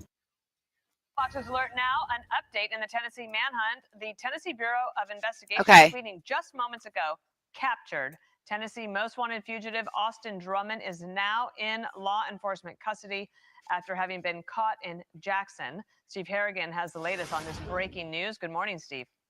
Morning, Dana. This is a 7-day manhunt that just now has come to an end. Tennessee Bureau of Investigation confirming that they have caught Austin Drummond. This is a man who's accused of killing 4 people in Tennessee. The case got a tremendous amount of attention because not only is he accused of murdering 4 members of a family, but also abducting, kidnapping, and then leaving a 7-month-old baby girl in a car seat on the lawn of a random house 40 miles away from those bodies. We've seen recent video of Drummond on door camera. I didn't see anything in my email. He's often seen carrying a weapon and was carrying a large amount of ammunition as well. He has a very violent history, just 28 years old. He's Yeah, allegedly there was something fighting over inheritance and the girlfriend is pregnant with his child. There was a lot going on in this case. Already spent more than a decade in jail. He threatened to kill the jurors in his trial, and yet somehow he was out on bond during the time of these murders. One district attorney who spoke to us from Tennessee said, this is a person who is simply not capable of living in society. Well, he's not going to be in society for any time soon if these murder charges go through. Wound up killing 4 parents of the young girl. Hold on. The uncle and the grandmother. A targeted killing. Now, Tennessee authorities say they've got their man after a 7-day hunt. Dana, back to you. All right. Hello. Hey. Hold on. Okay, I've got it hidden so nobody can see your camera. How are you? Hold on. Hold on. Okay. There we go. How are you? I'm good. I'm Sister Karen. Nice to Connie meet you, passed Miss away. Karen. Remember, I told you. Hi. Oh, yeah. Okay. It's nice to meet you. Nice to meet you also. I have been watching this case since 1. Remember the lady that got arrested? I can't remember names. The girl that got arrested. She, Yes. if you zoom in and really focus, you can see the front end of a Jeep that he's waving at. Okay, when she was arrested, they held up her keys, and they were Jeep keys. Oh, wow. Okay. I know what you're Yes. saying. Hold on. Let me. So I believe she dropped him off and he was waving her off. Yep. This is what you're talking about. This video right here where he waves at somebody and it does appear to be a Jeep. Yes, ma'am. Yes, ma'am. And in her, when they were showing her possessions, they held up a keychain and it has a Jeep key on it. Wow. I didn't know that. So, That's probably, yes. yeah. Oh, I've learned how to deep sleuth these things. Yes, yes. And she is actually the Tanaka's sister. Oh, really? And she worked in the prison also. This woman right here would be his Yes. sister. That's that Wow. Tanaka's sister. And she was also a correctional prison SEAL. Imagine that. Imagine that. That's insane. Yeah. I didn't know that. Yeah. I've been sleuthing this. Thank God for insomnia, right? Yeah. No doubt. I did not know No that. I had doubt. no idea. That's Yep. insane. Thank you for letting me know. So that's Yep. how. That's how she's connected. Yep. Mhm. And I believe, and Tanaka is the one that took him in that night after, because he's with tampering. So I believe he drove the pickup. Right. Yeah. And then he let him come to his house and shower and shave and gave him clothes. Uh-huh. That's what I believe. And that's why Tanaka's so into it. Yep. And I think it has a So. lot more to do with the vice lords. They're all probably part of that Oh, vice. they're all vice lords. Wow. And I believe the family was starting to catch on, and Caitlin knew a lot, and that the family is finding it all out, and that's why the vice lords made him kill them. Ooh, that's deep. Yeah, Lord, I hope not. that's what I think. It's all wrapped around these vice lords, honey. Yep. I believe that. Yep. Gracious. But okay, I gotta let you go because I'm walking into the store. Okay, thank you, sweetheart, for letting me know. You're welcome, and again, nice to meet you. Nice to meet you too. Okay, bye-bye. Bye. Okay, I'll come back on stage. I didn't want she had her she had her camera on, so I didn't want anybody to see that. So again, what she's saying, in case y'all nobody understood, is that in this video right here, where he appears right there to wave at somebody, that is allegedly a Jeep. And then when this woman was arrested right here and they showed her possessions, allegedly there was a key to a Jeep. And she's saying that this woman is this person's sister. This is Tanaka Brown. This is Giovanni Thomas. And I know her name, but I forget it off the top of my head. And they're all kind of correlated by being in the Vice Lord gang with him. Okay, he was helping and he's been arrested for aiding and abetting after the fact. So is Giovanni Thomas, and then they got her. All of these arrests are for aiding and abetting after the fact. Brandon, the guy that we saw over here in the first week out photos, was just arrested as well. Him right here, this is Brandon Powell. He was just arrested, and he was arrested with a pound of marijuana and with drones for flying over the prison yard, dropping stuff in the prison yard, which could explain how Austin Drummond had it made like this in prison with the Ciroc and the cell phones and the Nintendo Switches and the store. It all goes back to the Vice Lords and the running game in there. And then if he's part of the Vice Lords, he's messing with Caitlin, who was a CO, who could possibly be pregnant with his child, who's also the sister of Courtney Rose, the grandmother who was homicided. And if she's a CO, The girl who just got arrested for helping him. Wow. That's crazy. Good gracious. The dates don't line up though. Okay, what's wrong with the dates? What's going on with the dates? And where I saw one where they were talking about, they zoomed in on, okay, yeah, this one. Let's go over here. This person's pointing out that vehicle in the distance, and it does look like a Jeep, because the first time I saw it when we were looking on StreamYard, I mean on X, I was like, damn, it does look like a Jeep. It is clear as mud. She is so on point, Eastern Girl said. The video was the night of 8/3. Okay, wait a minute. I see what you're saying. Let's go and see. Lord, I had her name yesterday.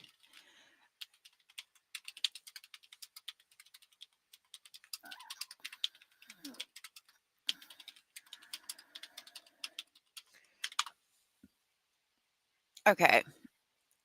Hold on, I'm pulling up information on it. Okay, a third arrest. Tanaka Brown was 29. Giovanni Thomas were arrested on August 1st and August 2nd.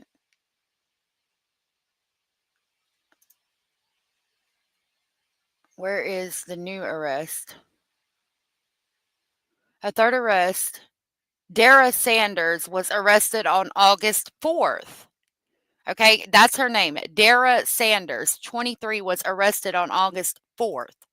So if this video was the night of August 3rd, it could very well be her, because she wasn't arrested until the 4th. And again, there is a huge, I'm telling y'all, you can believe me or not, if I'm speculating, I'm going to say I'm speculating because I was not there. I did not see. So, and that would be the only way I know. I'm speculating there is a huge Vice Lord's connection to this. And this is going to be, what is her name? I just read it. Oh my gosh. Nope, not today. The girl I just read. There we go. Derrah Sanders, 23, was arrested on August 4th and charged with accessory after the fact, the first-degree homicide, according to a statement from the TBI. Okay, maybe we can go to the TBI. She was arrested August 4th. And she drives the Jeep, and we know that could very well be her. He's definitely waving. Oh, hold on, you can't see. He's definitely waving at somebody. This is August 3rd at 11:20. If she was arrested on August 4th, that could very well be her. Derrah, yes. And is Derrah a freaking correctional officer? So let's go to the TBI website.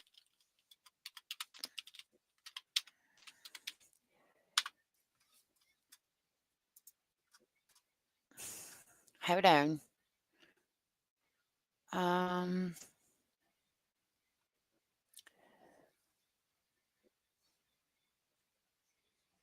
Where do they put out their things? Okay. Let me do TBI and type in her name. Lord, I've got so many things up.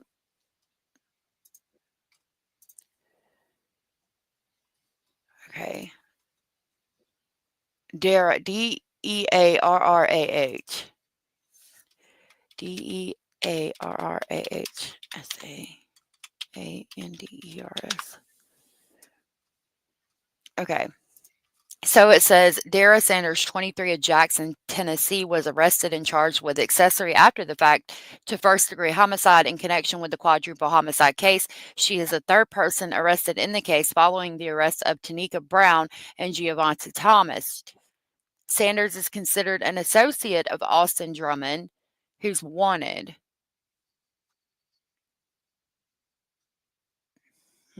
What's this?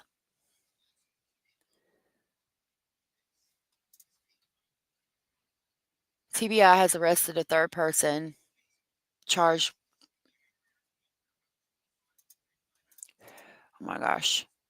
Hold on. Just trying to get the video to pull up, but it makes me do these commercials.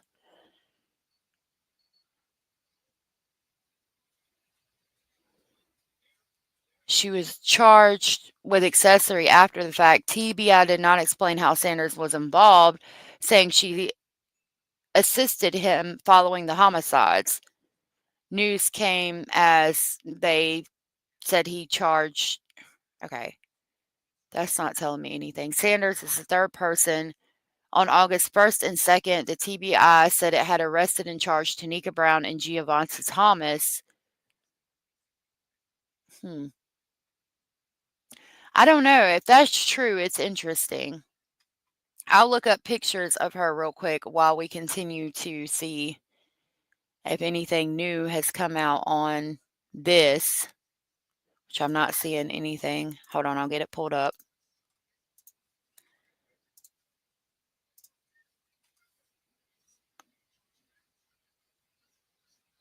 Okay. I'll watch that. Jackson, Tennessee. Now, again, he's charged with those 4 counts of murder. Again, ABC 24's Desmond Nugent is in Jackson right now. Desmond, you've been there all morning. You were there yesterday as well. Newsroom. Tell us a little bit about what you're learning right now.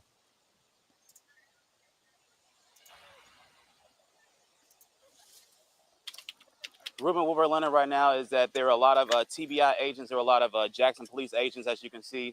There's a lot of cars out here near the intersection of Pleasant Plains and Country Lane Road. We're out here in Jackson, Tennessee. This is where the sighting of where Austin Drummond, this is where neighbors were telling us about 30, 45 minutes ago that Austin Drummond was sighted here attempting to actually carjack somebody. Of course, we don't have that from an official setting from authorities, but again, people that live here who have been just scared for their life, having to have that take shelter alert. I had a couple who told me Tom Level and Jane Level who said that they knew Drummond and that he was in this area and that they actually saw him or they actually grew up with him. And so it's just been a very unsettling, as they told me, situation. Just about 10 minutes ago, we had TBI agents and we had Jackson police authorities who were walking just up this gate. If they grew up with him, Austin Drummond grew up, it looks like, in the lap of luxury. So how the hell did he get involved in this gang and all of these things? As you guys, Sheila's going to be showing you guys here in a second, about 10 to 12 agents had walked up this hill. I heard that he had attempted a carjacking as well, and with that rifle, I mean. Oh no, you're good, JoJo. Nana Rocks.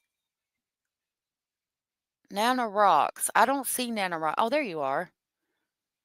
This is going to catch up to a few people, in my honest opinion. I think so too, and I think the ties to the Vice Lords is bigger than we all know. Know exactly what this area is, as far as like if it's the country club itself, or if it's we just don't know exactly why they went into this particular facility. But I do know that in this wooded area, that's where Drummond was discovered. We don't know what time he was discovered. We don't know.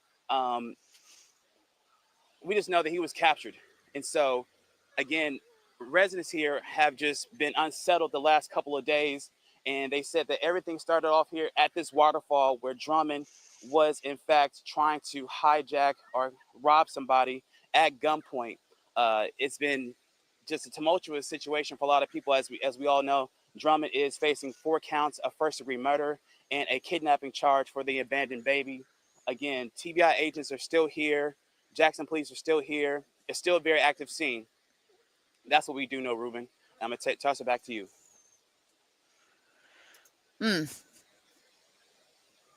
Ears on the ground there. You said you spoke to some people who live in the area.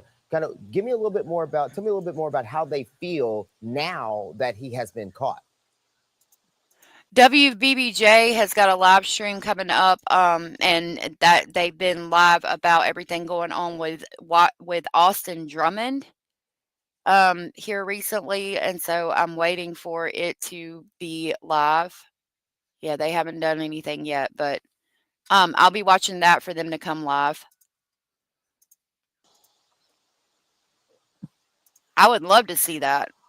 Ruben, as I said not too long ago, Jane Lovell and Tom Lovell said that, you know, they've had to almost exercise their own Second Amendment right. He said, Tom told me that he's just been very unsettled. He said this has just been a situation that they never expected to ever be in.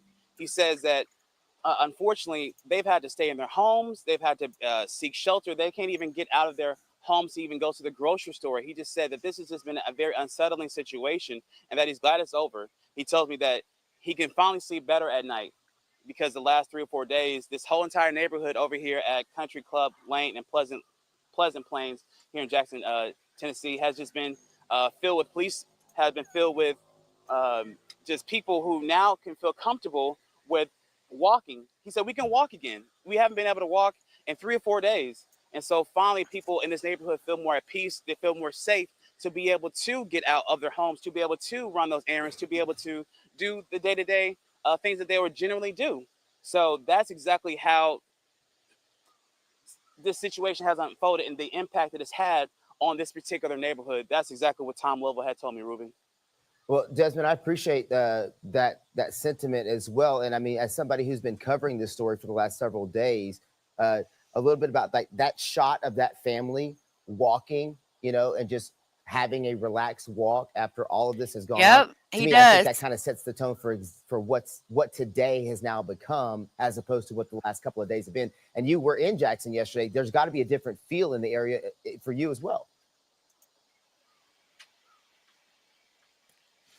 Definitely a different feel. I was also in Lake County where those suspects, Brandon Powell, Derrah Sanders, Tanaka Brown, and Giovante Thomas were, going to be charged. 3 out of 4 of them were going to be charged with accessory after the fact.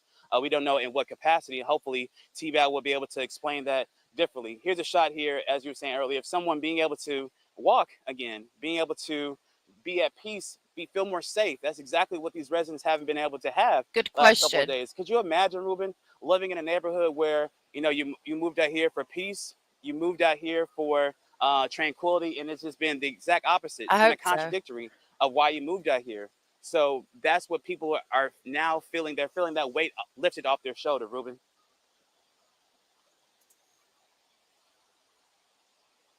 Just another few minutes to get the very latest. But we'll let you get back to what you need to do as you continue to gather information on the scene and speak to people. Hopefully you can get caught up with a few of those families and get their feeling now that Austin Drummond has been caught. Appreciate your live report, Desmond, out in that field. Let's bring it back here to the studio, and we'll kind of reset things and get everybody caught up on exactly what's happening. In case you just tuned in, around 9:30 this morning, Austin Drummond was captured. We're talking about one of Tennessee's most wanted fugitives was caught in Jackson, Tennessee. A sighting led to his capture. Somebody mentioned that they thought they had seen him. Authorities swarmed the scene, and as you can see by all of the video, all of the police vehicles and official vehicles that were there next to Desmond, there were plenty of officials there to make that arrest. And we were able to show a picture. We have a picture of Austin Drummond, the very latest picture from when he was arrested. We've also been able to show the video of him dressed in camouflage when he was seen near a community church in the area as well. Authorities were not sure exactly where he was, but they had told people to start sheltering in place after that sighting. Yesterday, there was even some concern that he could still be in the area. So authorities were telling people to make sure to lock their doors, lock their garages, and lock their shelters, make sure they knew exactly that they were secure, because nobody could tell you for sure where Austin Drummond was. Again, Austin Drummond wanted for 4 counts of first-degree murder, as well as a kidnapping charge as well, for this case that has taken over the nation. We're talking about a case that hasn't just been in Tennessee. We're talking about a case that's been nationwide, getting nationwide coverage of those families murdered in Tennessee. I do too. We're talking about the case that started with an abandoned baby that was found in Derrah County. After the baby was found, then the 4 bodies were found in Lake County. That eventually led authorities to naming Austin Drummond as their prime suspect. Once he was named as a suspect, then that's when the process began of identifying him and trying to locate him. That's when the manhunt began. And once that manhunt began, the reward continued to increase. It was up to $32,500 by the time he was captured today. Again, everybody's breathing a sigh of relief in Jackson right now because Austin Drummond Okay, has been Blue caught. Jay. That's going to end our live stream coverage right now, but we will continue. We will continue on ABC 24 on our normally scheduled midday show coming up in about 10 seconds. Make sure and join us there live. About what life has been like here for you. Okay, I do have this Facebook post, the City of Jackson, press relief from Chief Tom Corley, August 5th. I'm pleased to announce the successful capture of Austin Drummond, wanted for the homicide of 4 individuals in Lake County, Tennessee. This marks an important step in restoring safety to our community. Thank you to our partners at all levels, including TBI, FBI, the U.S. Marshal Service, THP, Madison County Sheriff Department, and Tennessee Department of Homeland Security for their dedication in this case. I also extend my gratitude to the citizens for their support and to the brave men and women of the Jackson Police Department for their commitment to public safety. Together, we will continue to work toward a secure community. And it looked like they had a new picture. That one looks a little different than the other one that we saw. Austin Drummond looking very defeated there. And I have this up for now, the WBBJ live stream. I'm waiting for them to stream something. They haven't streamed anything yet. So apparently they're preparing to come on. It doesn't ever give me information about what they're going to come live about, but I've got it so I can hear it when they come live. I think he was sleeping. As somebody said that they thought that they saw him, they're going to be very rich. They're going to get, what is it, freaking $30,000 just for walking by and seeing him. Hey, Nicole's Nexus. Temu Drug Lord. That's a good name. Temu Drug Lord. That's what we need to call him, the Temu Drug Lord. Lord have mercy. Oh, okay. Let's go back over here.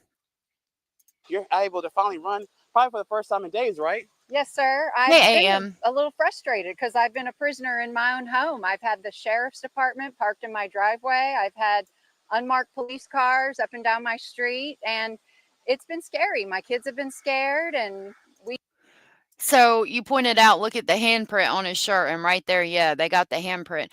Again, like we've stated before, I don't think that they were going to take him alive if he'd have been awake. I really do believe he was asleep. I don't think they would have got him alive otherwise. we've been a little nervous, so we've stayed in our home. We've kept the doors locked. We've kept the alarm on, and at night we turn on all the lights and just pray. I hope he does, whoever it was. I really do. My house. It's nerve-wracking. It's very nerve-wracking. And finally, like, you're able to finally get out probably for the first time in a couple of days. What's that sense? Does it feel like a sense of relief right now? I mean, I feel free. I feel like I was literally imprisoned in my own home. As soon as I saw the captured, posts on social media, I told my husband, I am getting out of the house. I'm going for a walk. So it's the first thing I did when I realized he was captured. And it's a relief. Not even just that, and Ms. Tabor, you also see that there's other people probably feel the same as well. Talk to us just about what that feels like to see your other neighbors and not just yourself be able to finally come out with some sense of peace and comfort and safety. Well, I just noticed that a couple was on a walk with it appeared to be their grandchildren, and to be so comfortable now and at such ease that you can bring your grandchildren out on a walk. I commend our local law enforcement for hanging in there and getting this guy. Thank God he is off the streets. And I just that, Ms. Tabor, you told me this a few seconds ago, that this is a private residence, and that this is kind of that in the area that you kind of live in where a lot of this police activity even started. I literally my backyard is in his backyard. So my next door neighbor on the other side of me is the one that captured him on video yesterday morning at 4:30 a.m. at the exact time that my husband was leaving to go to work. I mean, my husband could have brushed by him within a couple of minutes. And I think because they talk about people in the neighborhood knowing him, and this is a rich neighborhood. So if he's in the neighborhood where people know him, is it where his family lives? Did his family help him? She ain't playing. Oh, I think it's a book bag. Yeah. Them HOA dues, them HOA fees are due.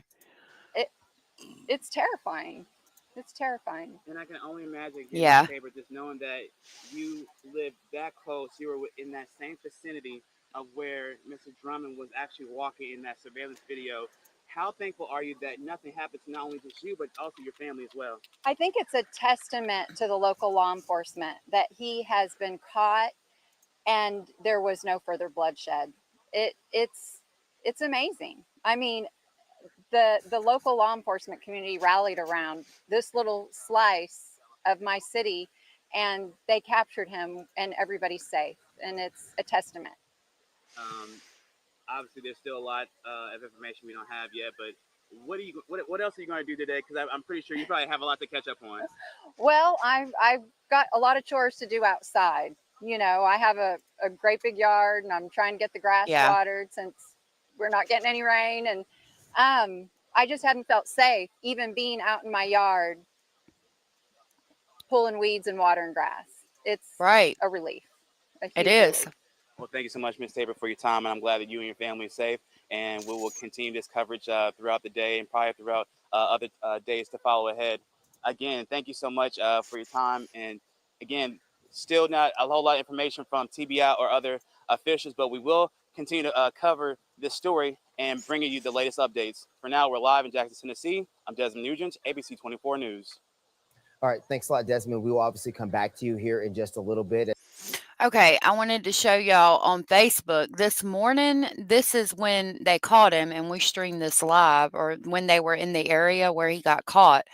That's the area where he got caught at, where the police had pulled vehicles over and were talking to somebody. Hodges, who is live at the scene. Ryan, what can you tell us? Yes, we're over here at the corner of Country Club Lane and Express Drive. This is developing breaking news as Austin Drummond has been arrested. True. That is confirmed that Austin Drummond has been arrested. I'm going to step away so that you can see what is behind us. That is the entrance of Country Club Lane. Residents have told us that both entrances to Country Club Lane have been completely closed off, and they are not allowed to go in there. In fact, one of the residents was saying that she wasn't allowed to go over to her house. It appears that many of the law enforcement agencies are going over to Windwood Drive. That's where they're coming in and out of. The resident who lives around that area said that they were able to catch Drummond in the woods around that space. So again, Country Club Lane is completely closed off, both sides of the entrance of Country Club Lane. You cannot go in or out of that area. Residents have told us that they were told they have to wait before going over to their houses. And Austin Drummond has been arrested around the Windwood Drive area. That is where most of the law enforcement agencies that we have seen have been coming in and out of from many different agencies, whether that be Tennessee Highway Patrol, Tennessee Bureau of Investigation, Jackson Police Department, or Madison County Sheriff's Office. All morning, we have seen dozens of law enforcement officials coming in and out of this area, blocking off different roads like Pipkin Drive. They were blocking that off yesterday. They're blocking that road off again. We were able to see law enforcement officers with rifles in hand blocking off those roads. Again, Austin Drummond confirmed he has been captured this morning, Tuesday morning, over off of Country Club Lane around the Windwood Drive area. That is what I'm saying. We're going to continue to give you some details as we learn more of it. Until now, in Jackson, Ryan Hodges, WBBJ7 Eyewitness News. Again, thank you, Ryan, for that update. And for those of you who are just tuning in, Austin Robert Drummond is in police custody. Okay, I've got their live stream pulled up, so I'll hear it if it goes live. I did also have a quick article to read you guys about the Bibb County 7. That is the child trafficking case we were following out of Alabama. And that's where they caught him. So again, if you look at the pictures, wow, that's from yesterday. That's the area they caught him, and if you look at the pictures, you can see he's standing right there.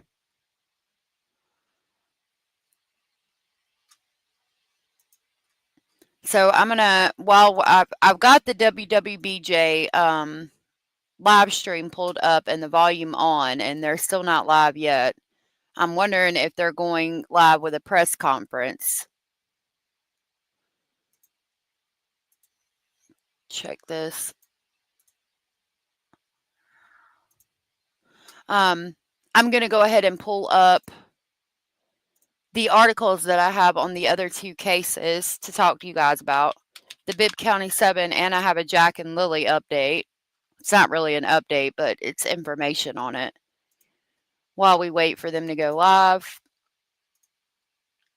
Hold on. Okay. So this is about the Bibb County 7. Now, the Bibb County 7 was 7 people arrested in Bibb County, Alabama, and they were charged with horrendous crimes. Basically, they had an underground bunker, and they were taking their children and other children, drugging them, and letting people abuse them. It was a horrific case, and it's making the Alabama lawmakers push for the death penalty and child RAPE cases. So we'll listen to that. This year, the fellowship helped over 2.1 million. Why is it so loud? Okay, hold on. Hold on.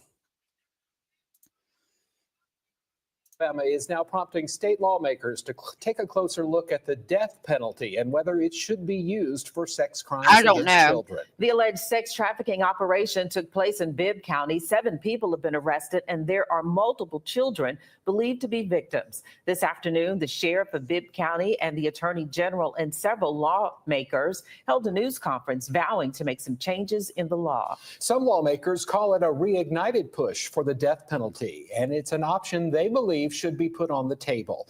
WSFA 12 News political correspondent Jessica Umbro is in our Capitol studio. Jessica, you were at a news conference today. What did lawmakers say? Why did they say this was the time for this legislation?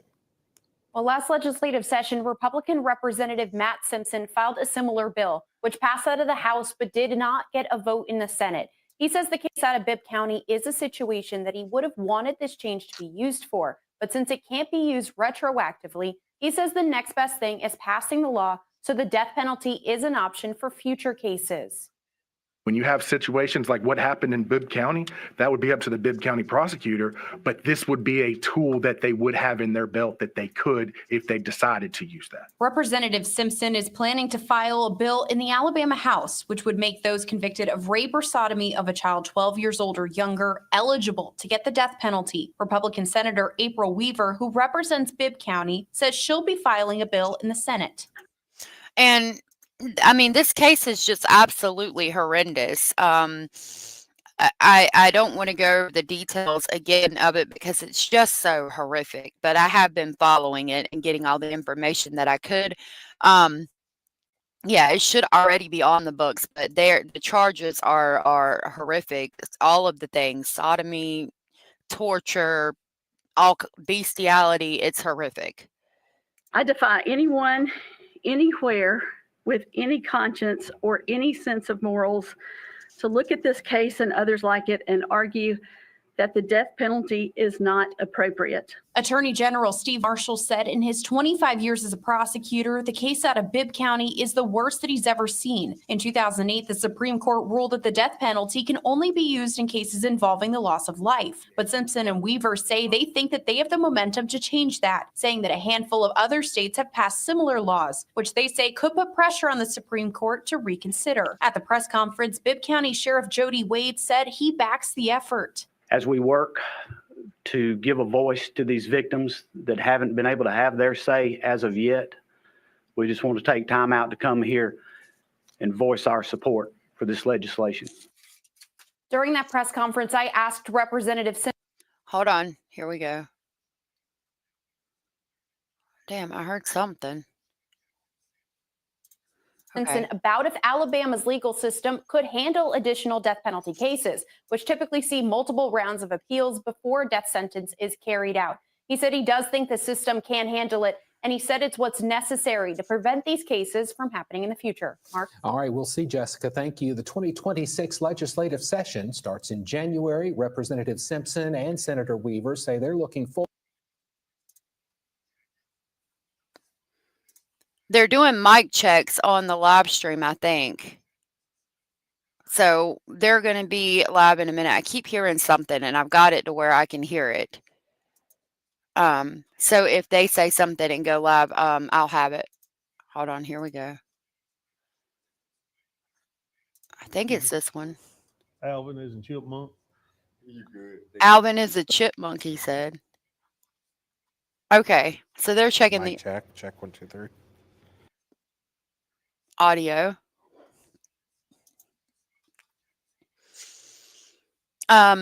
So they're looking for the death penalty in the Bibb County, Alabama case. I'll go over here while we're waiting for them to mic check. These are the Bibb County 7. This article is titled, "Who are the 7 suspects in the Bibb County child sex abuse case?" And it will tell you a little bit about that. I'm going to give you a very heavy trigger warning because this is going to be hard to hear, but it gives you an idea of what's going on and why we need the death penalty in Since this 1914 case specifically. It's just, it's absolutely horrendous. Actually, we might play this one. We are taking a deeper look into the suspects charged in the child sex abuse case that's rocking Bibb County. 7 people are charged with crimes involving children as young as the child sex abuse case. There we go. That's rocking Bibb County. 7 people are charged with crimes involving children as young as 3, including rape, human trafficking, and sexual torture. ABC 3340's Gracie Johnson looked into the criminal backgrounds of the suspects, and what she found may surprise you. Gracie. Now, this is another gang-affiliated case, and again, if the death penalty was ever warranted, it needs to be held up and kept in place for this case as well. The sheriff cried. Like, he was trying his best not to tear up. It's horrific. Brenda, I spent the day digging through court records to learn more about the 7 people now facing several disturbing charges. Shockingly, most of them have no serious criminal history in the state of Alabama prior to that. Hold on. On the capture of one of Tennessee's most wanted fugitives. This is live now. And several students are excited to learn in a brand new building. Plus, it's National We're back Farmers on Market Week. Austin We'll tell you Drummond. how one community is celebrating with a special event. And the clouds hang tough in parts of West Tennessee. Others, the sun is out. We'll take a look at satellite and the latest forecast that's coming up. Now, from West Tennessee's News Channel, this is 7 Eyewitness News Midday. Oh, okay.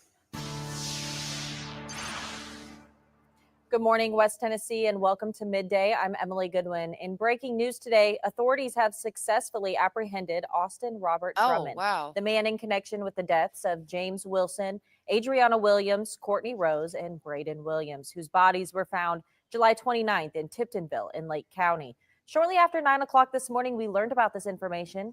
Our team is on scene with the latest, so let's check in with Ryan Hodges. Ryan, what can you tell us? We have continuing coverage of the search for Austin Drummond. We learned just after 9 o'clock this morning that Austin Drummond was arrested. Early this morning, Austin Drummond was captured right here at the Windwood Hill neighborhood. We got calls that there was a heavy police presence a few roads down, and we were able to talk to some neighbors who said that just before 9 o'clock, many law enforcement agencies swarmed this place. And we talked to someone that also lived across the street who said that he saw the heavy police presence. There were police at different exit points of different neighborhoods holding rifles ready to go. He also told us that he saw a marshal pump his fist, and that's when he knew that they had caught Austin Drummond. Again, early this morning, Austin Drummond was captured by law enforcement officials. It was credited by the U.S. Marshals. We still are learning some more information on exactly what occurred, how they captured him, and the details of his arrest. However, what we can confirm right now is that he was arrested early this morning. We're going to continue to update you as we learn more about this situation and give you more information about the details of this as they unfold. But until now, in Jackson, Ryan Hodges, WBBJ 7 Eyewitness News. Thank you, Ryan. Again, Austin Robert Drummond is in police custody. The arrest took place this morning in Jackson following an intense manhunt led by the Tennessee Bureau of Investigation, among other surrounding agencies. 3 individuals have also been arrested and charged for allegedly assisting Drummond after the murders. including Derrah Sanders, Tanika Brown, and Javonte Thomas. Right now, we're still confirming the details of the arrest, but be sure to stay with us on air and online as we continue to update you as more information becomes available. And now they're on to the weather. So we'll go back to who are the Bibb County 7. Whoa, Paul's game on point, y'all. Authorities in Bibb County say the details of this case are unlike anything they've He's ever not. seen. An alleged underground operation involving child sex abuse, human trafficking, and a hidden bunker. 10 children have been identified as victims so far, and 7 adults are behind bars. Some of the victims, the offenders, were their parents, and This different case is so relatives, sad. things like that. I spent the day digging through court and criminal records, trying to learn more about who these suspects are. Most of them had no serious criminal history in Alabama, most only facing minor traffic violations until now. Rebecca Brewer is charged with 8 counts of human trafficking and kidnapping and 3 counts of sexual torture, but I found no prior criminal record. William McElroy, Dalton Terrell, and Andres Trejo Velazquez are each charged with multiple counts of rape, sodomy, human trafficking, and kidnapping, also with no known serious prior state charges. Ricky Terrell is charged with rape and previously faced drug-related offenses and possession of contraband. Sarah Terrell now faces charges of sexual torture and 2 counts of sexual abuse of a child less than 12 years old. I found 1 previous charge for hindering prosecution. Timothy St. John had the longest rap sheet, including theft and criminal trespassing, criminal mischief, burglary, and other drug-related charges. He got 2 counts of RAPE, 4 counts of sodomy, 4 counts of trafficking, 3 counts of kidnapping, bestiality, and animal cruelty. All 7 suspects remain in custody at the Bibb County Jail, awaiting future court proceedings in connection to the Bibb County child sex abuse investigation. The defense team for one of these 7 suspects has filed a motion to restrict media coverage and public access to pre-trial court proceedings. The move aims to protect the defendant's right to a fair trial by limiting exposure to potentially prejudicial information. A judge has not yet ruled on the motion. I'll break down more on what the motion requests coming up at 5 o'clock. And I've been following this case. I'm going to continue to update you on that, but they are seeking the death penalty in that case. I think if any case warrants the death penalty, it's that one. The parents of the children were involved, and it's children ages 3 years to 15 years old. They were drugged and taken to the underground bunker, and they said that sometimes they could make up to $1,000 a night. Just a horrific case. Now I'm going to do Jack and Lilly Sullivan. We've got 3 months later and still no updates. Hold on, let me write down this timestamp. Okay, 3 months later and still no updates for Jack and Lilly Sullivan. This weekend marked 3 months since the Sullivan children went missing in Nova Scotia's Pictou County. Try that again. This weekend marked 3 months since the Sullivan children went missing in Nova Scotia's Pictou County. RCMP declined an interview with CTV News, saying there's no new information since a public update on July 16th. 4-year-old Jack and 6-year-old Lilly were reported missing May 2nd after their families said they couldn't find the children in their home or on their Lansdowne Station property. In that mid-July update, RCMP said 5,000 video files have been obtained, more than 600 public tips have been received, and more than 60 people have been interviewed, with some undergoing a polygraph test. The force also said units from across the country are involved and that they're looking to seize and examine materials and devices that could help their investigation. That tells me in itself that they suspect there's a crime involved. And it tells me the exact same thing. If we're looking to seize devices and go through them again and see what we can find, yeah, I think they think there's a crime involved, which makes me start to question the parents again.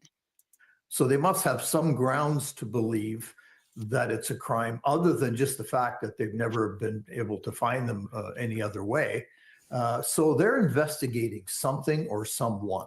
Yep. Maybe not going to bring the case to a close through that investigation, but they're actively doing something as we speak. Right.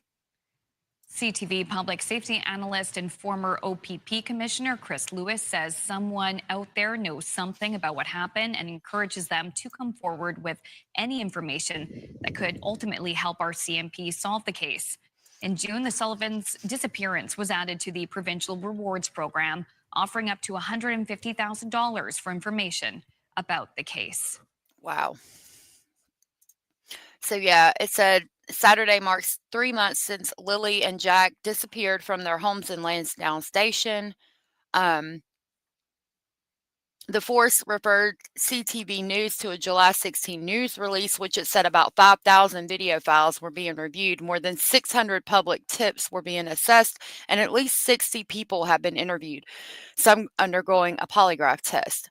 RCMP also said officers were submitting judicial authorizations to seize and examine materials and devices that may provide information useful to the investigation.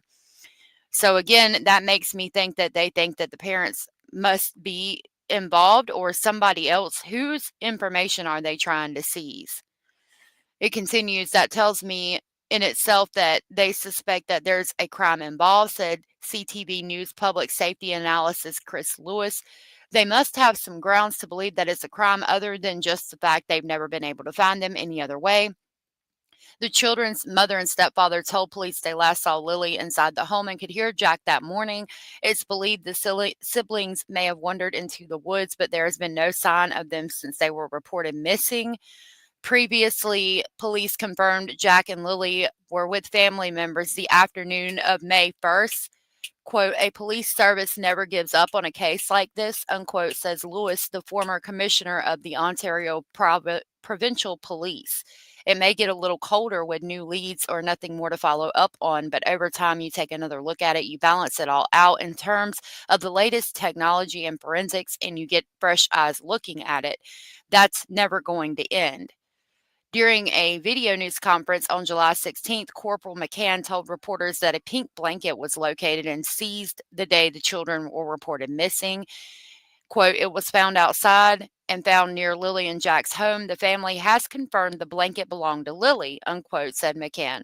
Police are investigating if and how it relates to her and her brother's disappearance. When asked by a reporter what police believe happened to the children, McCann would only say police are investigating every aspect of this. We are receiving a number of tips from the public and we're following up on all those tips, she added.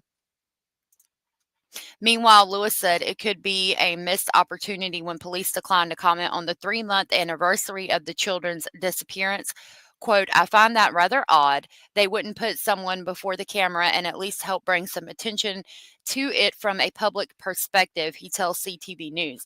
But then again, we don't know what else they have going on in terms of their ability to get someone before a camera. So that was our update on Jack and Lilly. Let's see what we got going on over here. It looks like they're just at the area where he was taken into custody. 4:30 in the morning from the surveillance video that her neighbor actually has obtained that we're trying to get, but aren't able to get at this time. But she said that she's thankful that her husband wasn't harmed in that encounter because Austin Drummond, not too long, I guess, in time frames when it were passing each other. So she is thankful that she's being able to, for the first time in 3 to 4 days, being able to do her chores. I'm going to back it up a little bit. There's that picture we were talking about right there. That's the picture of Austin Drummond being captured this morning. One of the latest photos released of the suspect in that quadruple murder. That is Austin Drummond, the person that was on the most wanted list. There was a $32,500 reward out for help for his capture. He has been captured in an area. There was actually some new surveillance video from that Cornerstone Community Church that showed him on Sunday. But this is the latest. These are the latest images of 28-year-old Austin Drummond. Kate said, I don't know where they would be, but Daniel said the polygraph questions centered around their deaths, and they did. You're right. Kate said maybe they were asking the wrong questions. That's a good point. AJ said, where did it go? There it is. There's no way both parents would pass polygraphs if they were responsible, and I agree with that too. Miss Scorpio said they're stolen children, not missing. Missing people just aren't missing. They don't just disappear. Somebody knows. Anyone saying their kids steal food is a red flag for me, no doubt. You think they're being hidden someplace? Right. Austin does not look happy. I think he really wanted to go out in a blaze of glory. I really do. And I think they got him while he was asleep. He has now been captured by the TBI and by authorities. Now, the very next steps is what we'll learn when we do hear from those officials and authorities at 2:30. Again, we will bring you that information live as it is happening. Let's take a look at some of that surveillance video that came out from Cornerstone Church at this point. That came out yesterday, but it was actually from Sunday evening. This is Austin Drummond walking on Pipkin Road. You can see him there dressed in camouflage. He's got a brown backpack on, and he has a gun, a long rifle there with him as well. He's got that camouflage shirt on. That was actually the most recent and confirmed sighting of Drummond until today. Police believed at the time that he was still in the area, but they weren't sure where. They had been urging homeowners to stay alert, lock up their homes, lock up their garages, and make sure and check their security cameras for any sightings of Drummond. In fact, one of the people that Desmond Nugent was able to speak to, one of the neighbors, did mention that her neighbor actually had caught video of Drummond on his surveillance camera the day before. So yesterday morning around 4:30 in the morning. So obviously he had been in the area for the last couple of days. He had been spotted on several different surveillance videos. And today he was spotted in person and officials were able to track him down. 4 people also are in jail right now accused of helping Drummond avoid capture.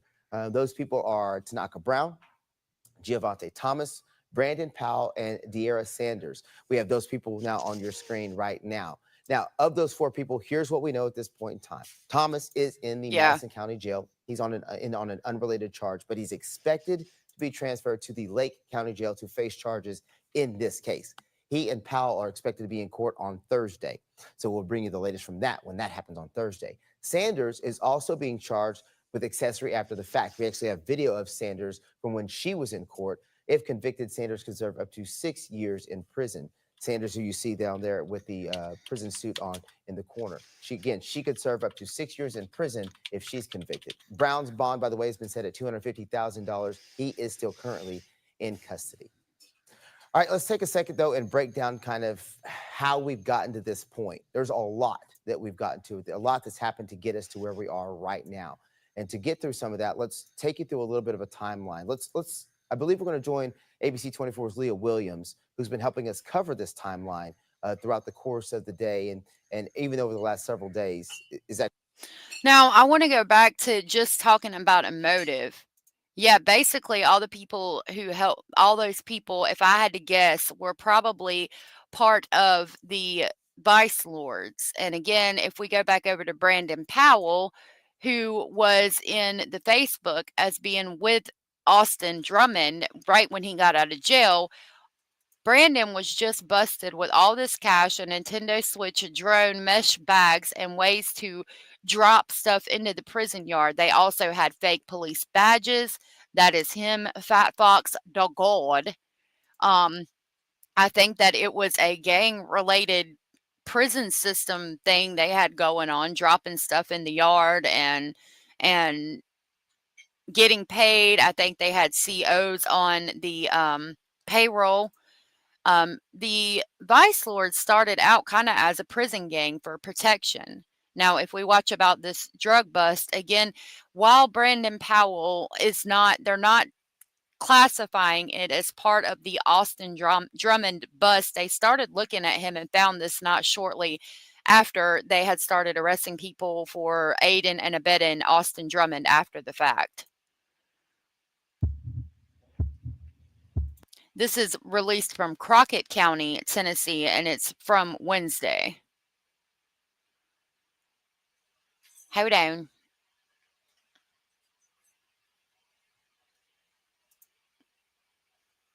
Large drug bust in a local county that leaves one man behind bars and another on the run. WBBJ 7 Eyewitness News reporter Caitlin Nicholson is live in studio with the latest details. Caitlin?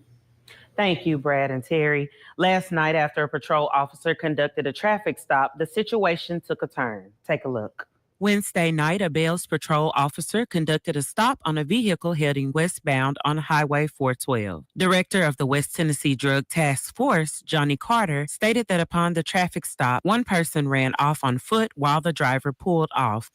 Now, they were talking about those were dirty 30s, and you can see the Nintendo Switch here and the police badges, City of Bells, Tennessee, and Police Special Agent, Drug Task Force, or DTF. But eventually came to a stop. There was still the driver still in the vehicle, so the Bells police officer stayed with the vehicle, detained the driver, called for additional backup units to arrive. He also called us and asked for the drug task force assistance. Brandon Powell was taken into custody. Carter stated that they came to help track the other suspect on foot. During that tracking process, we discovered the backpack that he fled with. It had 1 pound of vacuum sealed marijuana in the backpack. But he stated that the car had even more. What was found in there was a drone, 4 mesh, like laundry bags, I guess you could call them, several cell phones with charger cords, a Sony PSP game console, multiple fentanyl pills that were disguised like we call them dirty 30s. Dirty 30s are made to mimic a 30 milligram oxycodone pill that's made from the pharmacy. These pills are created using fentanyl. Carter stated that the evidence concluded that the drone was equipped to drop the mesh laundry bags with marijuana into the Northwest Correctional Facility in Lake County. He says typically you would see the lights on the drone, but the drone was tampered with. They had placed electrical tape over the lighting of the drone so that it would not shine. You wouldn't be able to see it. Authorities are still searching for the other suspect who ran from the scene. We have one in custody at this time. The other one is still at large. We do anticipate being able to draw up warrants for that one that's still at large. Now, if we pause it here, we see this Nintendo Switch gaming console, right? And if we go over here and look at Mr. Drummond's having it made in prison there with the Ciroc and the shoes and the store and all of that, and the cell phones, one for the family, one for the plug, evidently, right? We see there's going to be, where is it at? He has a Nintendo Switch like that in the prison that he's not allowed to have, playing Grand Theft Auto. Okay. He's also got a projector in the prison. That's what he's doing there. And then here is the picture where we see also the same type of Nintendo Switch, just a darker blue color that we saw over here in this drug bust on the table. And then in this photo, he's also got the phone, the Roku, just having it made in prison. Now, if the girl that just got arrested for helping him was a CO, and we know that he was talking to Caitlin Speed, who could possibly be pregnant with his child, who was fired from being a CO after she was found to be with him or whatever, and they're going on vacation as of the end of December and beginning of February.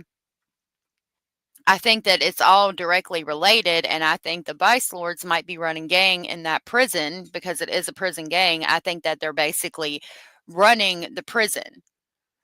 I think this goes a lot deeper than anyone knows, and if you look at a map where the homicides of the victims occurred and where the prison is, they're literally yards or feet away from each other. That's what makes me think that maybe he got caught by the family doing something that he wasn't supposed to get caught doing. Basically, over here, dropping the mesh bags with the drones, I think he was doing that too. I think that's what he was doing over there. And I question whether they saw too much. Or was it a robbery gone bad? I wanted to show you this. This is from the Jackson Post. It said Buffet and Dixie Cafe will be providing free meals to local law enforcement today Tuesday, only in celebration of the capture of Austin Drummond. Share with your law enforcement officials. And over here, they got him free drinks for all police and sheriff departments today at Green Frog, Jackson locations. Great job, August 5th. I thought that was sweet that they were offering stuff for them.